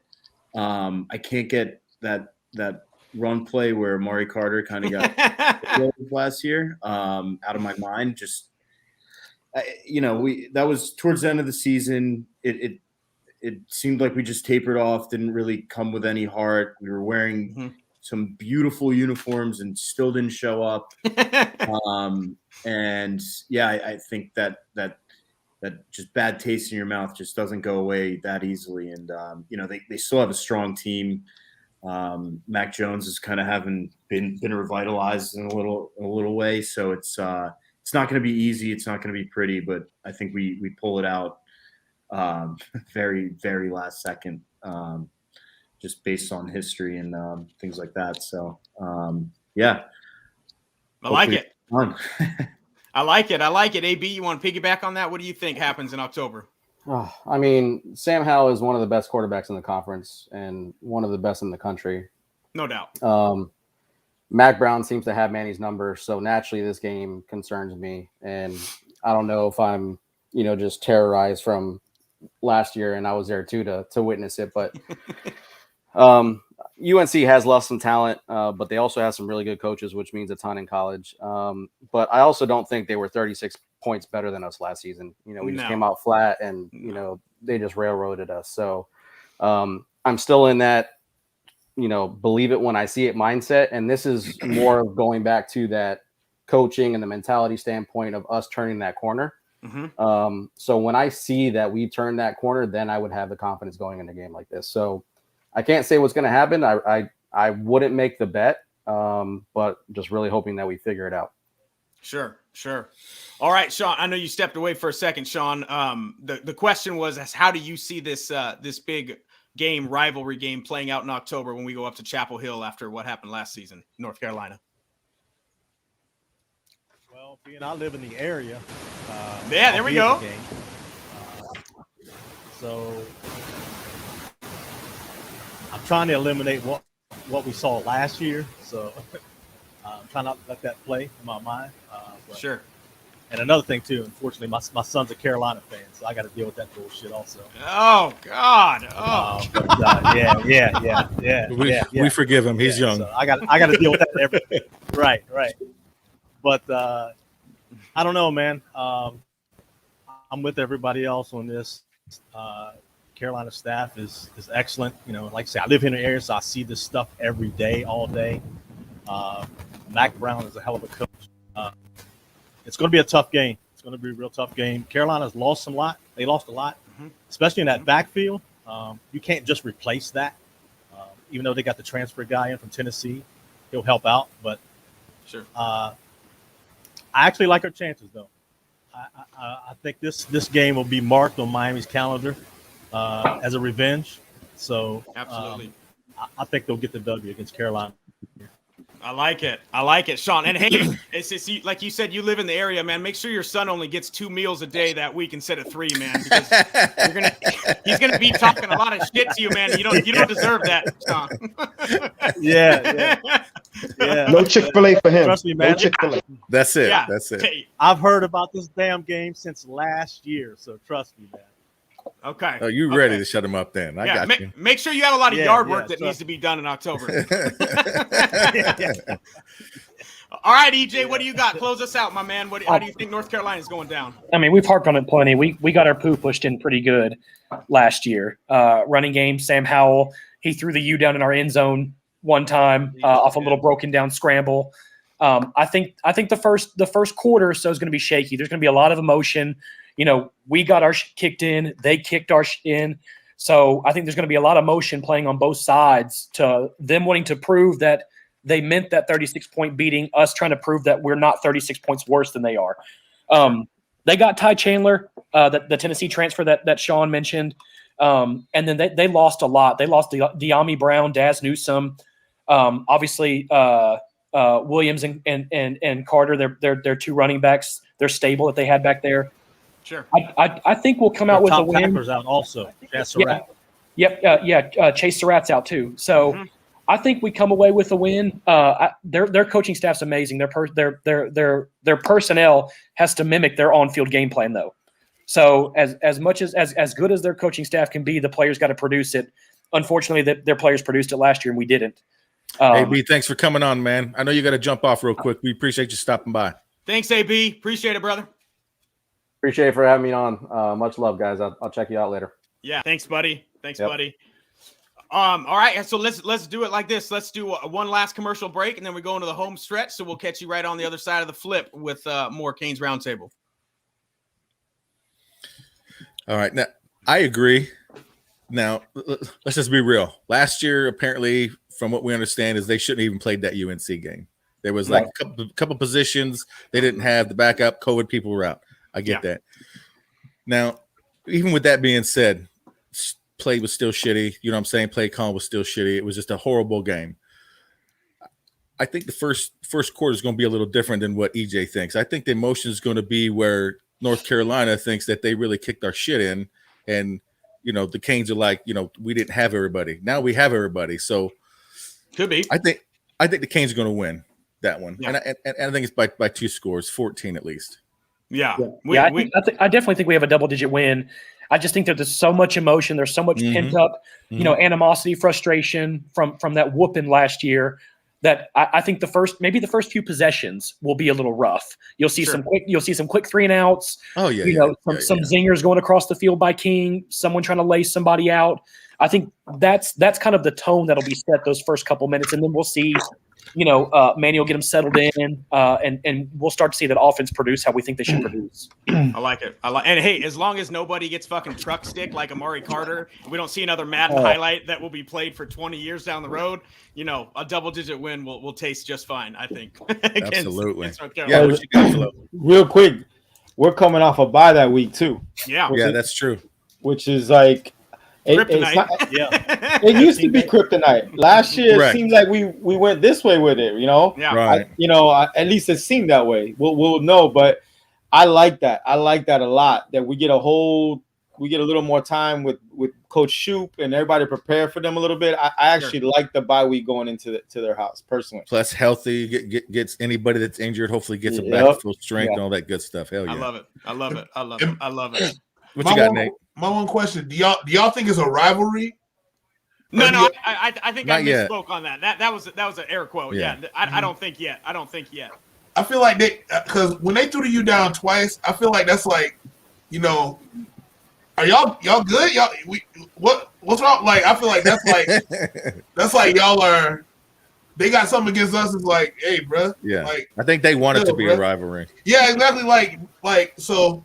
That might be a little advantage. They do. Trust me. But you got to look too. We got so much history and tradition and winning behind our hurricane emblem, everyone wants to put the U down. It don't matter if it's FIU, Duke, Bama, NC. If they get in the end zone, if they're down 40 points, they get in the end zone, they're going to throw the U down. It's inevitable. Sure. Yeah. I think that. Yeah, go for it. Go for it. I'm gonna just say this. I mean, it's not a rivalry. Again, just like what y'all saying. However, the network that hates our asses, ESPN, the most biased network against Miami, they want it to be a rivalry. That way, these guys can talk bad about us and say all kind of shit about us. I just hate when I watch some of these games on ESPN, man. Like, what are y'all saying? Y'all want us to lose? Like, well, it's the same thing with the. It's the same thing with the Bama game. If we win, Bama had an off year. It's a double-edged sword. If we win, Bama had an off year, inexperienced roster. If we lose, you know what? The Canes aren't where they thought they were. Manny doesn't have this program trending where it should. It's the narrative's ours. The narrative's already set. Yeah, we want the only person. I'll take the W and that trash talk all day, but it's a double-edged sword for us. The only person I respect, the only commentator I respect from the ESPN and ABC networks. This guy, I mean, he went to Ohio State, so what? But he always talks high of us. It's Kirk. Oh yeah. He's a man. I like it. Well, let's move on to this next question, and this is kind of a fun one as we kind of head down the home stretch here. So, when Miami beats Florida State for the 5th year in a row, right? When we rail that ass for a 5th year in a row, tell me what it's going to be like in your house, at your work, or on your social media. Because everybody knows some Florida State fans. We'll start this off with you, Jamal. What's it going to be like if Miami takes 5 in a row over Florida State when Miami does? Well, hey, that's an easy answer right there. I'm a New York City. I'm a New York City teacher. I'm also a track field. Nice. 2 of my colleagues that work in the high school that I teach in, they're Florida State alumni. I already know what I'm going to do. I'm going to decorate there. like I did last year. I decorated their door with Miami stuff. Oh, there you go. The principal's like, why are you doing that? It's a rivalry, miss. She wouldn't understand. She just started laughing. I try to explain it to her. I'm like, it's like the Lakers and Celtics because she's a Lakers fan. Okay. And then she's like, oh, okay. I'm like, yeah. You got it. Nice, I like it. What about you, Flo? We get 5 in a row. What's going down? I mean, I'm a recruiting guy, so I'm just gonna do a nice little post. How many decommits? Like, I'm just gonna put how many, because that's all I'm waiting for. Because all I hear, because I talk to the recruiters from their side, and they're like, "Oh, you see our class?" I'm like, "Oh, you have no idea what's coming." Like, they just don't. They're so on another planet that they think they're doing something right now, and I'm just like, you know, we'll see. Like, let's see how many you got after we play you guys. You know, that's all I say, because I'm excited about that more than anything, because I don't really talk to any FSU fans, honestly, only if they're recruiting so we can exchange info. And they're like, you see our class? And I'm like, you guys haven't played anybody yet. Like, that's why you got all these dudes. Let's see after you play Miami bust your ass. And let me see what you guys doing. And I think Miami's, I think Manny's hot about that Wesley thing. Sure. He's not letting that go. That ain't gonna let go. Yeah. So y'all remember that little Wesley thing they had Wesley do? Let's see how that plays out. Well, and that's funny you said that. We actually had Wesley on the show about a month and a half ago, and I told Wesley, I said, "Hey man, if you cancel your Florida State OV right now, you can host this show in my spot for the rest of time, for the rest of the season." He started busting up. He said, I'm going to take my visits, but we got him, man. He threw the U down there. Yeah, we'll see how that plays out. So, Rhett, what do you got, my man? What's it going to be like at your work, at your house, on your social media, dude? Because we got to pour it on. I'm going after Freddie Stevenson right away on Twitter. That's number one. I respect the dude, but I love talking shit to him. That's number one. Okay. Number two, which is just as important, I'm gonna have probably around a few $1,000 in my bank account. That was a nice little sweet taste of some green I got. Okay. But you know, all my friends are not FSU people, but I'm really in their face anytime Miami wins. So they'll definitely get an earful from me, and they'll be watching the game with me, even though they hate watching the game with me. So I love it. So DJ Sean, while you stepped away, the question was, when Miami wins for the 5th straight year and beats Florida State, what's it going to be like in your house, at your work, on your social media? What's the vibe going to be like when we throw down 5 years in a row? Well, sort of. I'm in the same predicament as with my son. My brother-in-law is a big fan, so oh god, there would definitely be some, a lot of shit talking there. Yeah, I'm just surrounded, man. I'm surrounded by enemies. So it'll be good. It'll be good, man. I'm not even worried about it, to be honest with you. Sure, sure. There'll be a lot of shit talking. Trust me. Man. He'll cut me off. He'll definitely cut me off. So. He'll cut you off. Well, and while you stepped away, and we'll kind of close on this with you, Sean. Here is when Miami also rights the wrongs and beats North Carolina. Just the 8 of us that are on this call right now, make sure you post a picture of your son in a De'Aaron King jersey, throwing the U up, and put that on your Twitter so we can all retweet it. And that'll be punishment enough for your son. Absolutely, I will definitely do that. Yeah. Don't let him give you grief all week that week, man. And hey, so this next spot here, Nate, I don't even want to serve it up to you this nice, dude, because if anybody on this call doesn't know who Mr. Nate Watts is already, what kind of video are we getting from you, dude, when we beat Florida State 5 years in a row? Because the videos are legendary already. I'm thinking y'all remember the song by, I forgot his name, but it was 1, 2, 3, 4, 5. Everybody in there. I'll probably throw that Mambo number 5 on there, and then I'm gonna dance and I'm be at the end of the video. I'm gonna be like, all right, go win the Coastal. Like that's right. it. Like basically, enjoy it and stuff, and I think keep going. Like it's and finish out that year strong, but. It's gonna be. I'm gonna be happy. People gonna be texting me probably all day, and then my phone. Cause if y'all don't know, I went to Florida State, so all my friends. I did know that. All my friends from there, they'll probably be texting me all day, and then the text will go dry. I'm gonna have to send out some texts. There you go. There you go. So, but yeah, and then just like that. But yeah, probably that song. No, and Nate, I'm saying, dude, when the texts go dry, probably midway through the second quarter, you start sending that YouTube link to Mambo number 5, and it starts out to everybody. EJ, what's it gonna be like, man, dude? We know we got to get at some people when the Canes beat Florida State. Yeah, absolutely. It'll be quiet around the house because it's usually just me at the house watching the games. My fiance, obviously. But I'm a personal trainer, and boy, I tell you, my clients are lucky they're not FSU fans. They're lucky they're not FSU fans because A, they wouldn't be walking the next day. B, they'd be paying double rates the day. And I think it's pretty appropriate. We're going on a 5th straight win. I think 5 straight days of FSU social media hate is pretty appropriate. Yeah, absolutely. And hey. And I don't know what it's going to be like in your gym that day, but dude, I have a feeling some of your clients might be saying, dude, EJ, why are we doing our 17th set of burpees, dude? Can we do any fucking exercise besides burpee? And you just fucking wear them out, dude. It's gonna be sets of 5 for our 5 wins. There you go. I love it.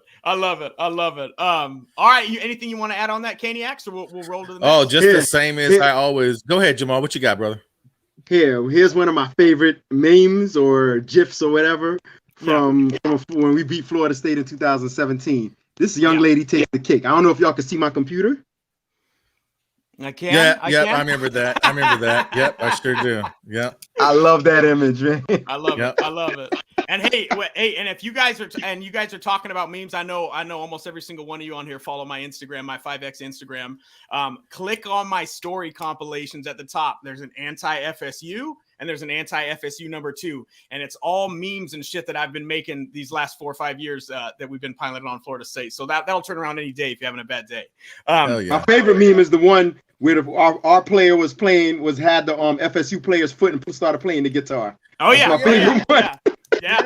Yeah, that was Kendrick Norton. That. Yeah, that was awesome. Norton. That was awesome. No, it's just gonna be like every year around here. I got family, my cousins, Florida State guys. I got Florida guys, all my family, whatever. It's just like every year. That day, it's just shit talk, and I'm just going to pile on worse than I did last year. That's all. So that's how it's going down. Yeah, well, I mean, I know now based on this call here that DJ Sean's got a rough life at the house, but I don't have any fans that are Florida State fans in my inner circle. So that's got to be my favorite. Oh, that's cute. I love it. There we go. I like that. There we On go. the back, there we go. I love it. I love that. That's who Daddy is right there. Yeah. Exactly. Yeah, they call us Daddy. Nice. I like it. All right, guys. So next question: who's the one player you're most excited to watch this season?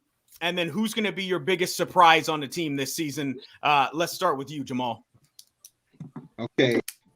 The one player I'm looking forward to seeing this season is I gotta say Jalen Knighton, because I want to see what he's gonna do out the backfield, man. That's gonna help him and help the Canes with these wins. And the biggest surprise for me is what's his name? The biggest surprise for me. I mean, I mean, you can call it a surprise or not. Leonard Taylor gonna be starting.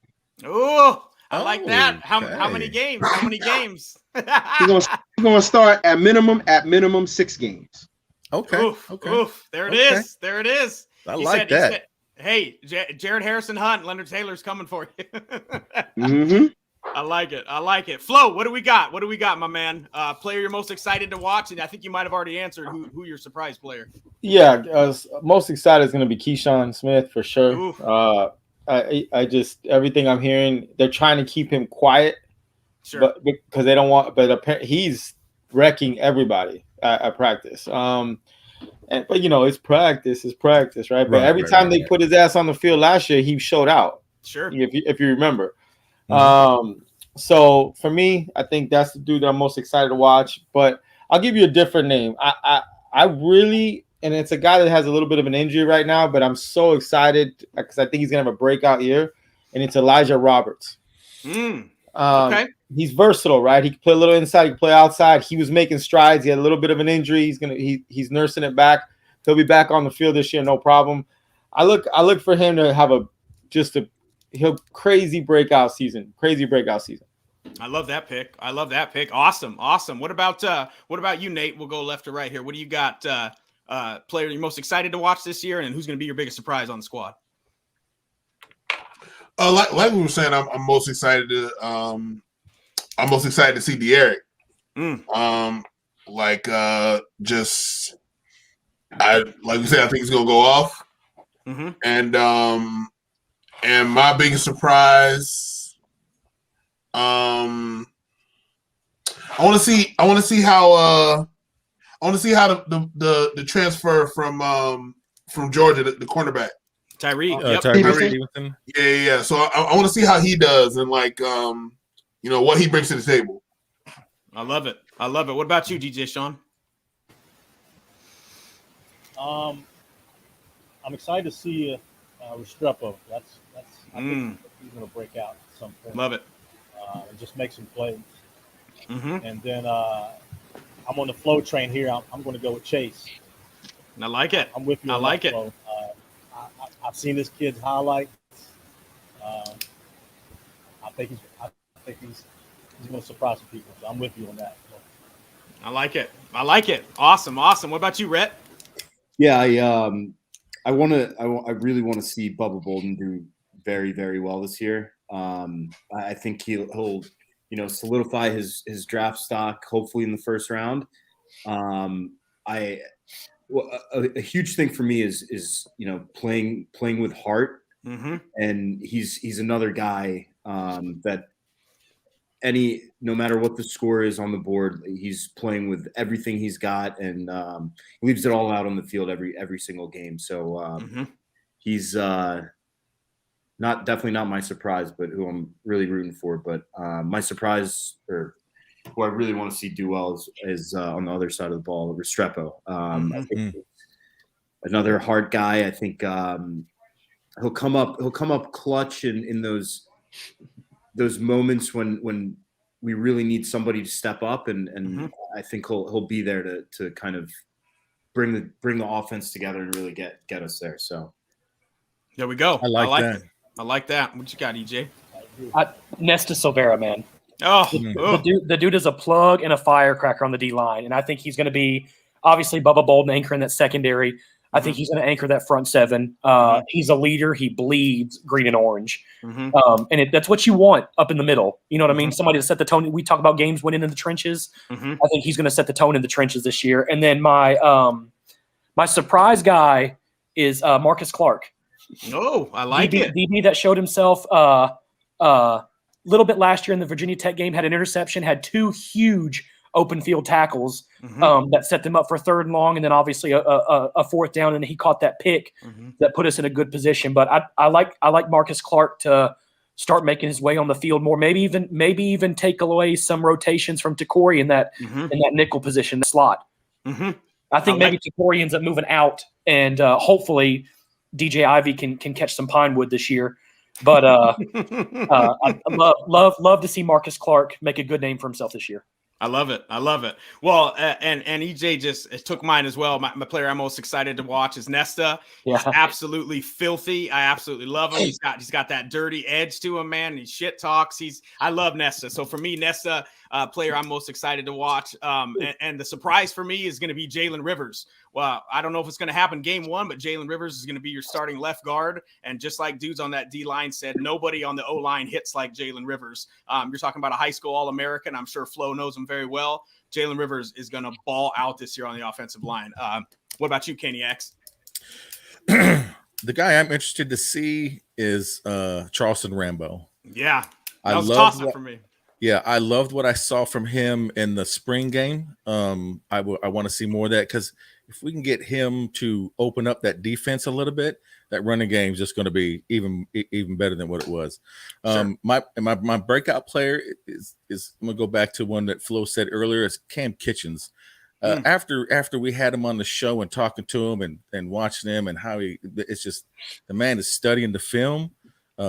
He's in the ear with Ed Reed. So he's watching film correctly, and he's just a dog, man. He just has that, you know what I mean? Yeah. So that's who I'm going with. I love it. Well, guys, Another player. Oh yeah. What you got, Jamal? I just want to put one play out there that's going to really, I mean, he ain't going to surprise me, but Right. I think the rest of the country, this defensive line guy that's going to surprise everybody, Jafari Harvey. Don't sleep on him. It's his time. Man. We'll see, right? It's his time, man. I'm a big. He better. Yeah, he needs to. Better. You don't have a choice this year. He better. You don't have a choice.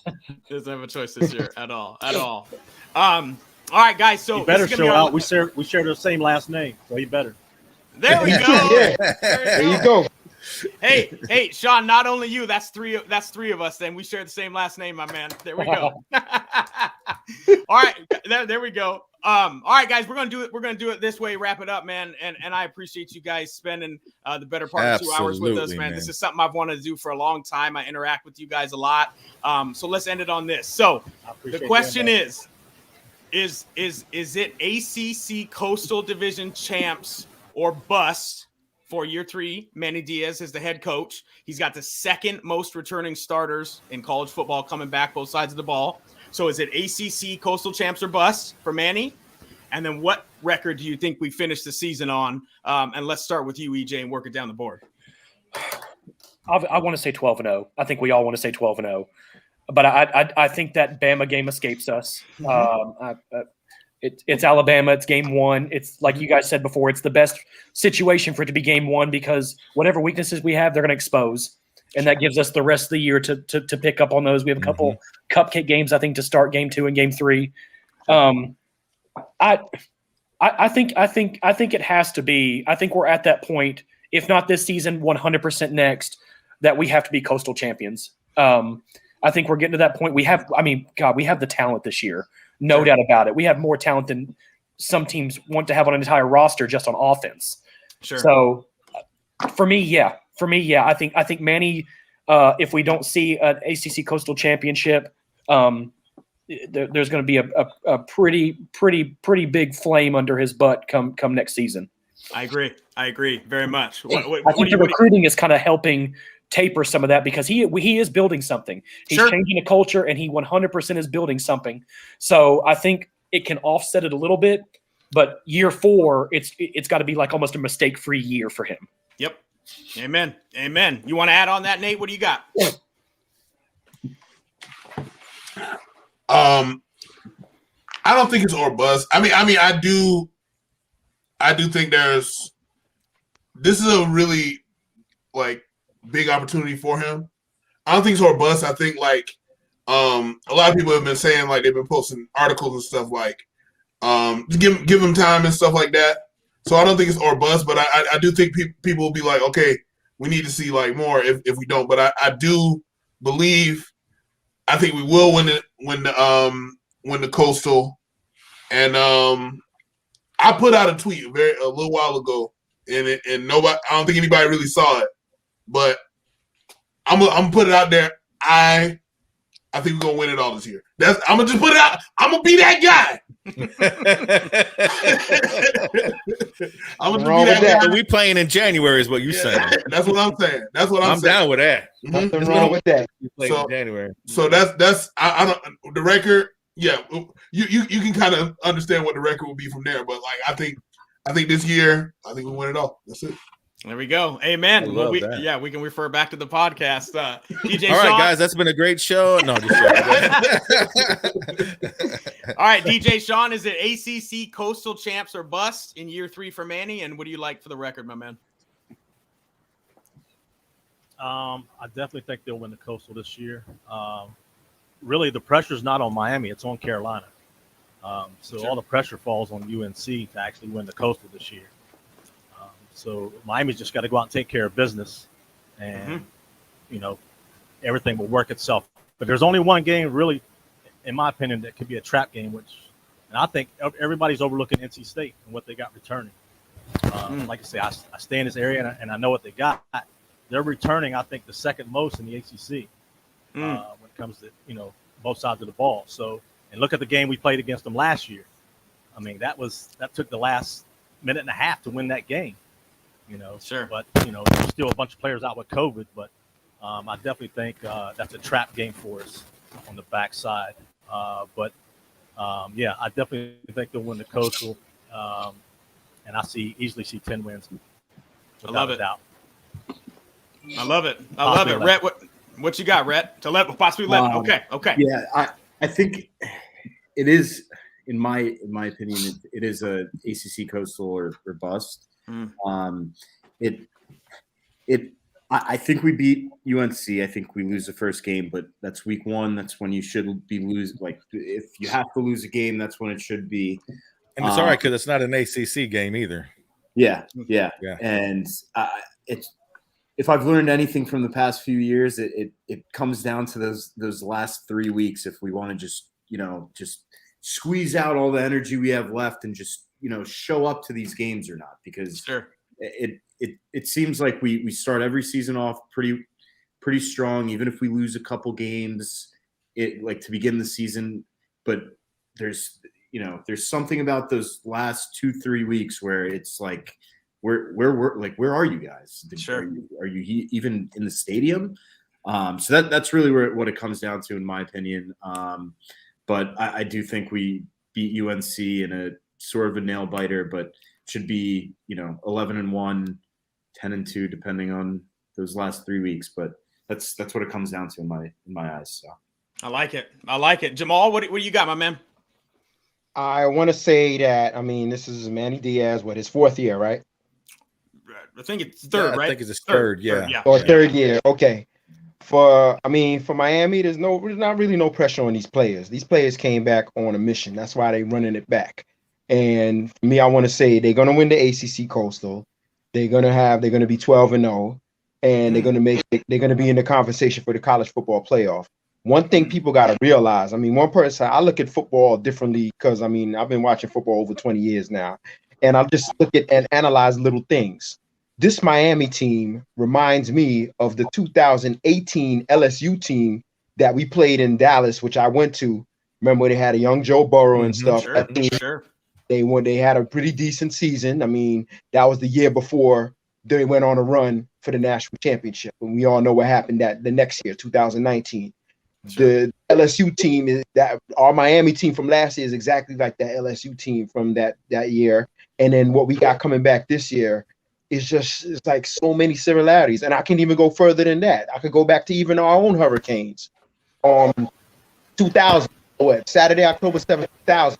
We're playing the defending national champion Florida State Seminoles. I mean, they just like Alabama, they got a dominant head coach, Nick Saban, Bobby Bowden. They got a dominating top 5 recruiting class. They got all these players going to the NFL.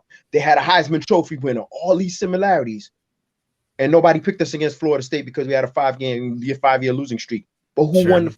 But who won the game? Sure. Like my boy said, one of my favorite teammates. Well, he was my teammate at Miami when I was on the track team. Big time players step up in big time games. All right. Oh yeah. There we go.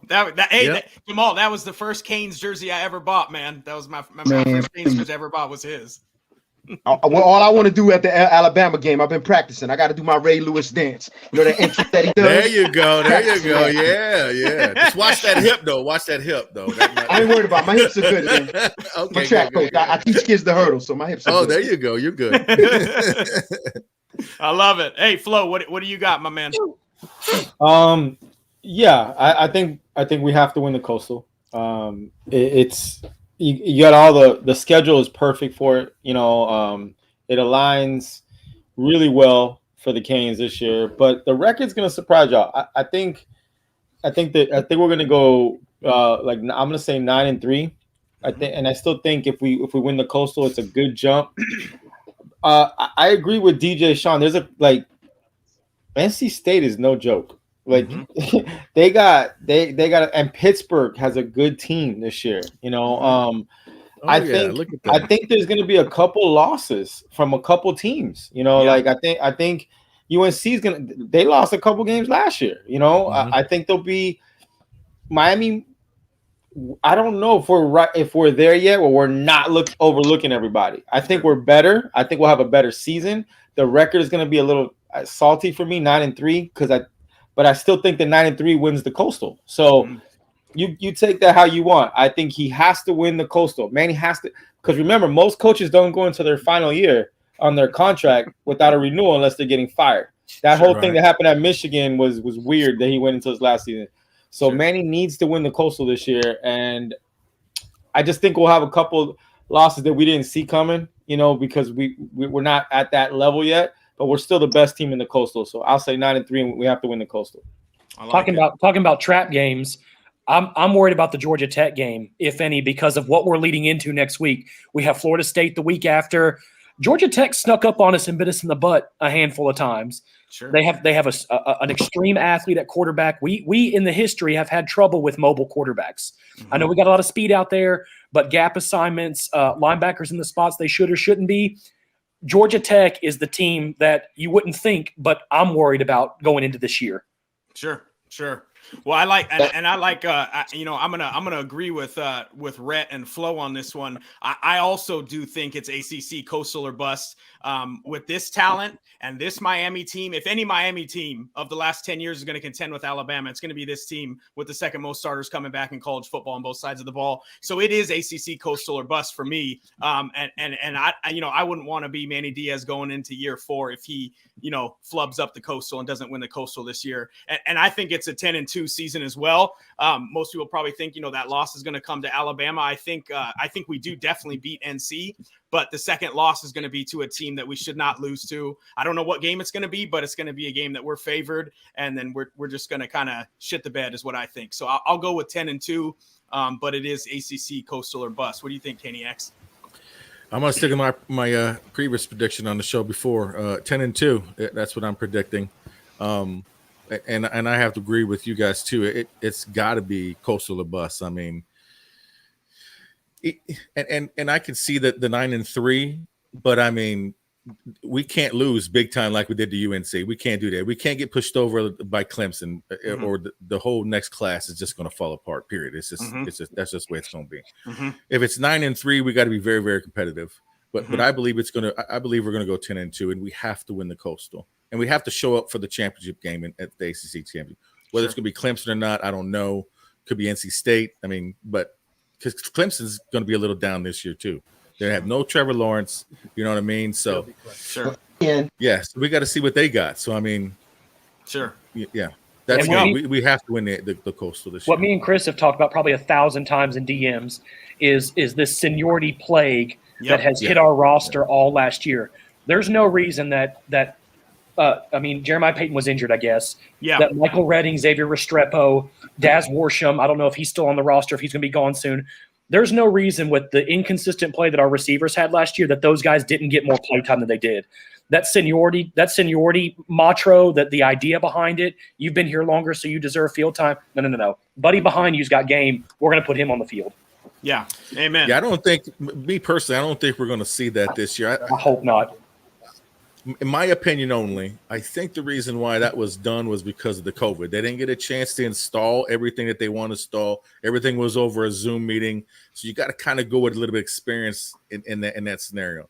Shouldn't that have almost been like the perfect reason to get new blood on the field then? Like, if you're saying you could have almost thrown that season out the window, which no one wants to throw a season out the window. Right.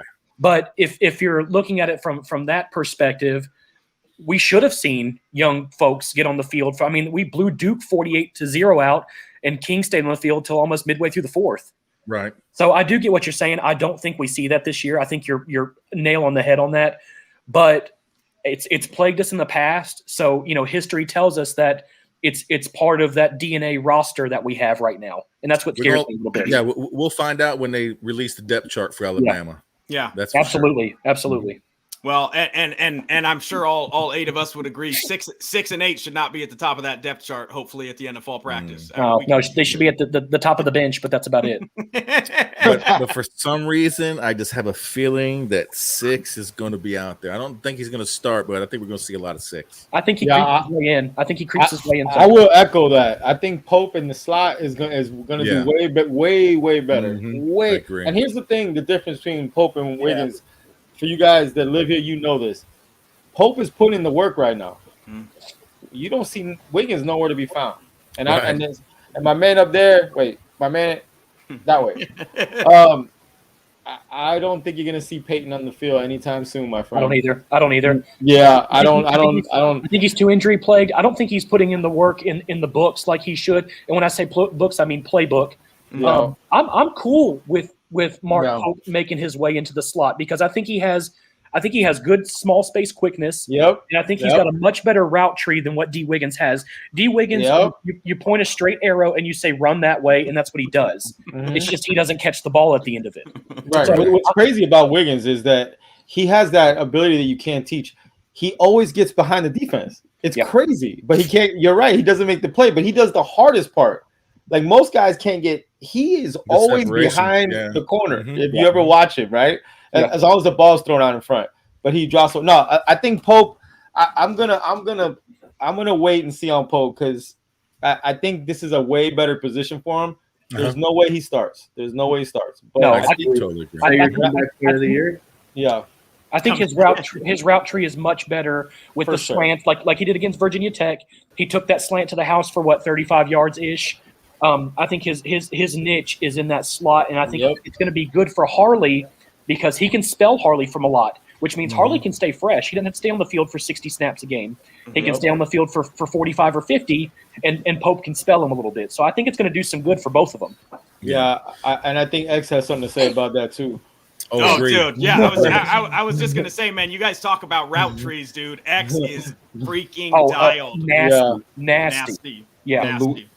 Yeah, but see, that goes back to that rotation of all the weapons that the offense has. As long as King gets the time, I mean, come on, you can't stop everybody. There's just no way you can. No, you pick and choose your poison. Yeah. You either get bit by this snake, you get bit by this snake, you get bit by this snake. But I mean, with the stable of running backs we have, obviously, I think Jalen Knight and Don Chaney are above, more well-rounded because they can play the pass game a little bit more.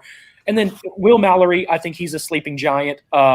I think Elijah Arroyo gets some field time this year. I think he's going to be really, really good. A lot of speed, a lot of athleticism. And then, like you said, when the wide receivers, pick your poison. Do you want Rambo over the top? Do you want Keyshawn over the top? Do you want Harley in the slot? You pick. Yeah. Yeah.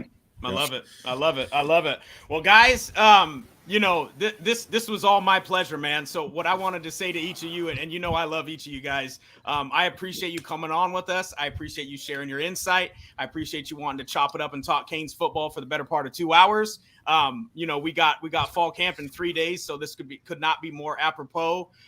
So I think Caniacs, hey, I think we ended on this and we go straight to outro. Let's tell everybody what it's all about 72 hours straight before we go into fall down. practice. Let me just find the thing. Y'all a little damn fast on me.